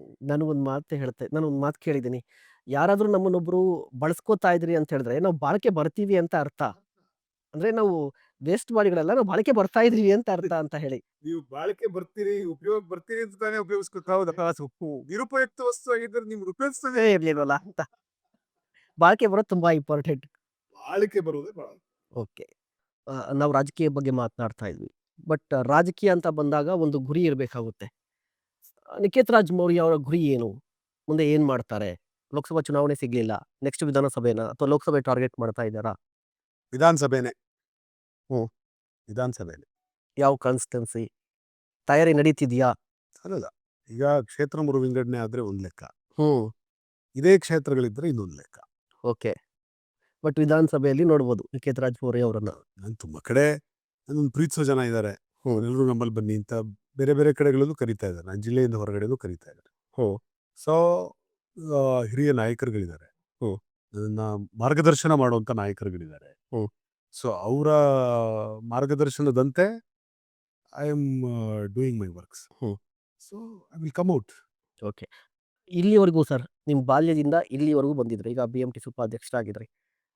ತೃಪ್ತಿ ಇದೆಯಾ? ಸದ್ಯಕ್ಕೆ ಇಷ್ಟ ಆಗಿರೋದಕ್ಕೆ ತೃಪ್ತಿ ಇದೆಯಾ ಅಥವಾ ಇಲ್ವಾ? ಇನ್ನು ಮುಂದೆ ತುಂಬಾ ಮಾಡ್ಬೇಕಿದೆ? ನಾನು ನಿತ್ಯ ತೃಪ್ತ. ಹ. ನಿತ್ಯ ತೃಪ್ತ ನಾನು. ಓಕೆ. ಒಂದು ಅಧ್ಯಾತ್ಮದ ಗುಣ ಏನು ಅಂತಂದ್ರೆ ಸದಾ ತೃಪ್ತಿಯಿಂದ ಇರೋದು. ಬಟ್ ರಾಜಕಾರಣಿಗಳಲ್ಲಿ ತೃಪ್ತಿ ತುಂಬಾ ಕಡಿಮೆ ಅಂತ ಕೇಳಿದ್ದೀನಿ ನಾನು. ತೃಪ್ತಿ ಪಡಲ್ಲ ಅಂತ. ಏನಿಲ್ಲಪ್ಪ, ಹಾಗೇನಿಲ್ಲ. ನೋಡಿ, ಜೀವನದಲ್ಲಿ ಸವಾಲುಗಳಿರ್ತವೆ, ಸೋಲುಗಳಿರ್ತವೆ, ವಿರೋಧಾಭಾಸಗಳಿರ್ತವೆ. ಅದ್ಯಾವುದು ತಲೆ ಕತ್ತಬಾರ್ದು. ನೋಡ್ಬೇಕು, ಮುಂದೆ ಹೆಜ್ಜೆ ಇಡಬೇಕು. ಅಷ್ಟೇ ಮಾಡ್ಬೇಕು ನಾವು. ಹ್ಮ್. ಅದನ್ನೆಲ್ಲ ನಾವು ತಲೆಗೆ ಹಚ್ಕೊಂಡ್ರೆ ನೀವು ಡಿಸಾರ್ಟನ್ ಆಗ್ತೀರಿ. ಹ್ಮ್. ನನಗೆ ತೃಪ್ತಿ ಇದೆ.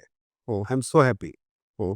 ವೈ? ಬಿಕಾಸ್ ಕಾಂಗ್ರೆಸ್ ಪಾರ್ಟಿ, ಮನೆ ಡಿ ಕೆ ಶಿವಕುಮಾರ್ ಸಾಹೇಬರು, ಸಿದ್ದರಾಮಯ್ಯ ಸಾಹೇಬರು, ಖರ್ಗೆ ಸಾಹೇಬರು ಇವತ್ತು ನನ್ನನ್ನು ತಂದು BMTCಯಲ್ಲಿ ಕೂರಿಸಿದ್ದಾರೆ. ಹ್ಮ್. ಗೊತ್ತಾಯ್ತಾ? ಹ್ಮ್. BMTCಯಲ್ಲಿ ಕೂತಿರುವಂಥ ನಾನು ಯಾವ ರಾಜಕಾರಣಿಯ ಮಗ ಅಲ್ಲ. ಹ್ಮ್. ಅಥವಾ ನಾನಿಲ್ಲಿ ₹1 ಹಣ ಸುಟ್ಕೇಸ್ ಕೊಟ್ಟು ನಾನು ಈ ಪದವಿಗೆ ಬಂದಿಲ್ಲ. ಹ್ಮ್. ಓಕೆ. ಗೊತ್ತಾಯ್ತಾ? ಗೊತ್ತಾಯ್ತು. ನಾನು ನನ್ನ ಪರಿಶ್ರಮವನ್ನ, ನನ್ನ ಹೋರಾಟವನ್ನ ಪಕ್ಷ ನನ್ನನ್ನು ಬಳಸ್ಕೊಂಡಿದೆ. ಇವಾಗಲೇ ಹೇಳಿದ್ರಲ್ಲ, ನಿಖೇತರನ್ನು ಬಳಸ್ಕೊತಿದ್ದಾರೆ ಅಂತ ಕೆಲವರು ಹೇಳ್ತಾರೆ. ಹೌದು, ಪಕ್ಷ ನನ್ನನ್ನು ಬಳಸ್ಕೊಂಡಿದೆ. ಬಳಸ್ಕೊಂಡಿದ್ದಕ್ಕೆ ಪಕ್ಷ ನನಗೆ ಗೌರವ ಕೊಟ್ಟಿದೆ. ಹ್ಮ್. ಈ ಪಕ್ಷಕ್ಕೆ ನಾನು ಋಣಿಯಾಗಿದೆ. ಹ್ಮ್. ಈ ಪಕ್ಷದ ಬಗ್ಗೆ ನನಗೆ ಕೃತಜ್ಞತೆ ಇದೆ. ನಾನು ನಡೆದಿರುವ ಹಾದಿಯ ಬಗ್ಗೆ ನನಗೆ ತೃಪ್ತಿ ಇದೆ. Okay sir. ಚಿಕ್ಕದಾಗಿ ರ್ಯಾಪಿಡ್ ಫೈರ್ ಮುಗಿಸ್ಬಿಡ್ತೀನಿ ನಾನು. ಹೆಸರು ಹೇಳ್ತೀನಿ, ಅದ್ರ ಬಗ್ಗೆ ನೀವು ಒಂದು ಲೈನ್ ಹೇಳಿ ಅಂತ. ರಾಹುಲ್ ಗಾಂಧಿ, ದೊಡ್ಡ ಭರವಸೆ, ಸಿದ್ದರಾಮಯ್ಯ, ಒಂದು ಸುದೀರ್ಘ ಹೋರಾಟದ ಹಾದಿ, D K Shivakumar, trouble shooter, Narendra Modi, ಸ್ವಲ್ಪ ಹೇಳಿದ್ದನ್ನು ಮಾಡಬೇಕಿತ್ತು. BS ಯಡಿಯೂರಪ್ಪ, ಕರ್ನಾಟಕ ರಾಜಕಾರಣದಲ್ಲಿ ಅವರು ಒಂದು ಮೈಲಿಗಲ್ಲು. ದೇವೇಗೌಡರು, ಕರ್ನಾಟಕ ಕಂಡಂತ ಒಬ್ಬ ಪ್ರಧಾನಿ, ಮಾಜಿ ಪ್ರಧಾನಿ, ಕುಮಾರಸ್ವಾಮಿ. ಅದ್ಭುತವನ್ನ ಸೃಷ್ಟಿಸಬಹುದಾಗಿತ್ತು. ಬಟ್ ಆಗ್ಲಿಲ್ಲ. ಸ್ವತಃ ಮಿಸ್ ಮಾಡ್ಕೊಂಡ್ರೆ ಮಿಸ್ ಫೈರ್ ಆಯ್ತಾ ಅಂತ. ಅಲ್ಲ, ಅವರು ಬಹಳಷ್ಟು ತಪ್ಪು ಹಾದಿ ಹೆಜ್ಜೆಗಳನ್ನು ಇಟ್ಟರು. ಹೀಗಾಗಿ ಅವರು ಹಿಂದೆ. ಓಕೆ, ಇನ್ನೊಂದು ಸಣ್ಣದಾಗಿ ಸರ್, ರಾಹುಲ್ ಗಾಂಧಿ ಬಗ್ಗೆ ನೀವು ಭರವಸೆ ಅಂತ ಹೇಳ್ತಿದ್ವಿ, ನಾವು ಭರವಸೆ ಬಗ್ಗೆ ಮಾತನಾಡ್ತಾ ಇದ್ವಿ. ರಾಹುಲ್ ಗಾಂಧಿಯನ್ನ ನೀವು ಗಮನಿಸಿದಂತಹ ಸಂದರ್ಭದಲ್ಲಿ ಮೇ ಬಿ ನನಗೆ ಗೊತ್ತಿರೋ ಪ್ರಕಾರ 2004ರಲ್ಲಿ ಲೋಕಸಭೆ ಬಂದಾಗ ಫೋಟೋ ಕಾಣಿಸಿದ್ದು.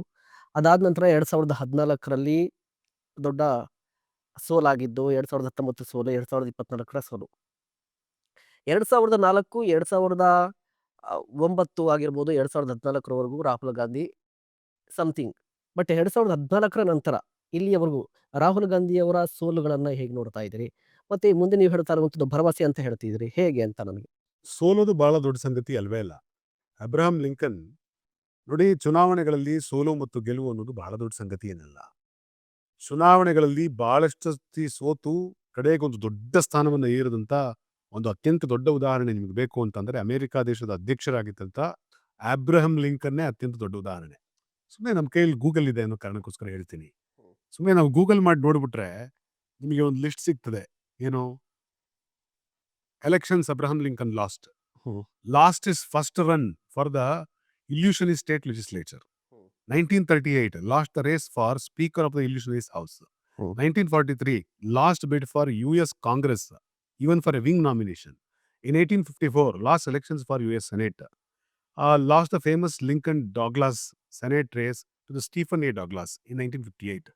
ಸೊ ಹೀಗೆ ನೋಡ್ತಾ ಹೋದ್ರೆ ಲಿಂಕನ್ನು ಅನೇಕ ಚುನಾವಣೆಗಳನ್ನು ಸೋಲ್ತಾರೆ. ಈ ತರ ಅನೇಕ ಚುನಾವಣೆಗಳನ್ನು ಸೋತಂತ ಲಿಂಕನ್ ಉತ್ಸಾಹವನ್ನು ಮಾತ್ರ ಕಳ್ಕೊಳ್ಳಿಲ್ಲ. ಸೋತ ಪ್ರತಿ ಬಾರಿ ಮತ್ತೆ ವಾಪಸ್ ಜನಗಳ ಬಳಿ ಬರ್ತಾರೆ. ಜನಗಳ ಬಳಿ ಬಂದು ಜನರನ್ನು ಮಾತನಾಡಿಸ್ತಾರೆ. ಹಿಂಗಾಗಿ ಮುಂದೊಂದು ದಿವಸ ಅಬ್ರಹಾಂ ಲಿಂಕನ್ ಅಮೆರಿಕ ದೇಶದ ಅಧ್ಯಕ್ಷ ಆಗ್ತಾರೆ. I tell you, Rahul Gandhi ಯಾಕೆ ನಾನು ಭರವಸೆಯ ನಾಯಕ ಅಂತ ಹೇಳ್ತಾ ಇದ್ದೀನಿ ಅಂತಂದ್ರೆ, ರಾಹುಲ್ ಗಾಂಧಿ ಅವರ ಮೇಲೆ 2013ರಲ್ಲಿ ನಡೆದಂತ ಆಕ್ರಮಣ ಏನಿದೆಯಲ್ಲ, ಪಪ್ಪು ಪಪ್ಪು ಪಪ್ಪು ಅನ್ನುವಂಥ ಮಾಸ್ ಕ್ಯಾಂಪೇನಿಂಗು, ಅದು ಎಲ್ಲರ ಮನಗಳನ್ನು ರೀಚ್ ಆಗೋಯ್ತು. ಹೌದಾ? ಒಬ್ಬ ಮನುಷ್ಯನನ್ನ, ಉದಾಹರಣೆಗೆ ನಿಮ್ಮನ್ನ ನಾಳೆಯಿಂದ ಯಾರಾದ್ರೂ ಬಂದು ಪಪ್ಪು ಪಪ್ಪು ಪಪ್ಪು ಅಂತ ಅನ್ನೋಕ್ ಶುರು ಆದ್ರೆ ನೀವು ಕ್ಯಾಮ್ರಾ ಫೇಸ್ ಮಾಡಕ್ ಹೆದರ್ಕೋತೀರಿ. ಹೌದಲ್ವಾ? ಯೋಚನೆ ಮಾಡಿ, ರಾಹುಲ್ ಗಾಂಧಿ ಅವರನ್ನ ಕೋಟ್ಯಾಂತರ ರೂಪಾಯಿ ಇನ್ವೆಸ್ಟ್ ಮಾಡಿ ರಾಜಕೀಯ ವಿರೋಧಿಗಳು, ಇಡೀ ದೇಶದ ರಾಜಕೀಯ ವ್ಯವಸ್ಥೆ ಅವ್ರನ್ನ ಪಪ್ಪು ಅಂತ ಚಿತ್ರಿಸೋ ಪ್ರಯತ್ನ ಮಾಡ್ತು. ಆದ್ರೆ ರಾಹುಲ್ ಗಾಂಧಿ ಇಷ್ಟೆಲ್ಲ ಆದ್ಮೇಲೆ ರಾಹುಲ್ ಗಾಂಧಿ ಜಾಗದಲ್ಲಿ ಬೇರೆ ಯಾರಾದ್ರೂ ಇದ್ರೆ ಅವ್ರು ನರ್ವಸ್ ಬ್ರೇಕ್ ಡೌನ್ ಆಗ್ತಾ ಇದ್ರು. Anybody in the place of Rahul Gandhi he would have left politics. Anybody in the place of Rahul Gandhi he would have settled somewhere outside this country also. ಎಷ್ಟು ಮಾಡಿದ್ರು ಉಪಯೋಗ ಇಲ್ಲಪ್ಪ, ಇದನ್ನ ಕೇಳ್ಬೇಕಾಯ್ತಲ್ಲ ಅಂತ ಹೇಳಿ. But remember, mark my words, Rahul Gandhi came back after every defeat. Rahul Gandhi stood in front of the people, stood in front of the media, stood in front of these bloody opponents, and he spoke truth fearlessly. He is a fearless leader. He spoke truth fearlessly. ಸತ್ಯವನ್ನ ನಿರ್ಭಯವಾಗಿ ಮಾತನಾಡಿದ್ದು ರಾಹುಲ್ ಗಾಂಧಿಯ ಹಿರಿಮೆ, ರಾಹುಲ್ ಗಾಂಧಿಯ ಗರಿಮೆ. ನಾನು ಹೇಳ್ತೀನಿ, ಈ ಎದೆಗಾರಿಕೆ ಇದೆಯಲ್ಲ, ಈ ಕಾರಣಕ್ಕೋಸ್ಕರವಾಗಿ ಜನಕ್ಕೆ ಇಂದೆಲ್ಲ ನಾಳೆ ಅರ್ಥ ಆಗುತ್ತೆ what is Rahul Gandhi. Hmm. He will come back. Just like Abraham Lincoln he will come back. Okay. ಕೊನೆಯದಾಗಿ ಸರ್, ನಿಮ್ಮನ್ನ ಇಷ್ಟಪಡೋ ಯುವಕರಿಗೆ, ಯುವತಿಯರಿಗೆ, ಅದೇ ರೀತಿಯಾಗಿ ರಾಜಕೀಯಕ್ಕೆ ಬರ್ಬೇಕು ಅನ್ಕೊಂಡಿರುವಂತಹ ಯುವಕರಿಗೆ ಏನ್ ಹೇಳಕ್ ಇಷ್ಟಪಡ್ತೀರಿ? ಭರವಸೆ ಇಟ್ಕೊಳ್ಳಿ, ಭರವಸೆ ಇಟ್ಕೊಳ್ಳಿ, ಭರವಸೆ ಇಟ್ಕೊಳ್ಳಿ. ನಾವೆಲ್ಲರೂ ಜೊತೆಗಿರ್ತೀವಿ. ಒಂದು ಸುಂದರವಾದ ರಾಜ್ಯವನ್ನ, ಕರ್ನಾಟಕವನ್ನ ಕಟ್ಟುವಂತ ಕನಸು ಕಾಣೋಣ. ಒಂದು ಸುಂದರವಾದಂತ ಸಮಾನತೆಯ ಸಮಾಜವನ್ನ ಕಟ್ಟೋದಕ್ಕಾಗಿ ಕನಸು ಕಾಣೋಣ. ಒಂದು ಪ್ರಗತಿಪರವಾದ ಸಮಾಜವನ್ನ ಕಟ್ಟೋದಕ್ಕಾಗಿ ಕನಸು ಕಾಣೋಣ. ಯಾವ ಕನಸನ್ನ ಬಸವಣ್ಣನವರು ಕಂಡ್ರೋ, ಯಾವ ಕನಸನ್ನ ಬುದ್ಧ ಕಂಡ್ರೋ, ಯಾವ ಕನಸನ್ನ ಮಹಾವೀರ, ನಾರಾಯಣಗುರು, ಕನಕದಾಸರು, ಸೂಫಿಗಳು, ಶರಣರು, ಇಡೀ ದಾಸ ಪರಂಪರೆ, ಯಾವ ಕನಸನ್ನ ಬಾಬಾ ಸಾಹೇಬ್ ಅಂಬೇಡ್ಕರ್, ಯಾವ ಕನಸನ್ನ ಗಾಂಧಿ, ನೆಹರು, ಭಾರತದ ಸಂವಿಧಾನ ಕಾಣ್ತಾ ಇದೆಯೋ, ಆ ಕನಸಿಗಾಗಿ ನಾವೆಲ್ಲರೂ ಕೈ ಜೋಡಿಸೋಣ, ನಾವೆಲ್ಲರೂ ಜೊತೆಗೆ ಹೆಜ್ಜೆ ಇಡೋಣ. ಆ ಕನಸನ್ನ ಸಾಕಾರ ಮಾಡೋದಕ್ಕೋಸ್ಕರ ನಿರಂತರವಾಗಿ ನಡೆಯೋಣ. Okay sir. Okay, thank you so much sir, ಕಾರ್ಯಕ್ರಮದಲ್ಲಿ ಭಾಗಿಯಾದಕ್ಕೆ, ಜೊತೆಗೆ ಭರವಸೆಯ ಮಾತನಾಡಿದ್ದಕ್ಕೆ thank you so much. Thank you. Yes ವೀಕ್ಷಕರೇ, ಇಂತಹ ಮತ್ತಷ್ಟು ಕಂಟೆಂಟ್ಗಾಗಿ ನೋಡ್ತಾ ಇರಿ ಸುಮನ್ ಟಿವಿ ಕನ್ನಡ. ನಮಸ್ಕಾರ. ಸುಮನ್ ಟಿವಿ ಕನ್ನಡದಲ್ಲಿ ಜಾಹೀರಾತು ನೀಡಲು ಸಂಪರ್ಕಿಸಿ 9686376663.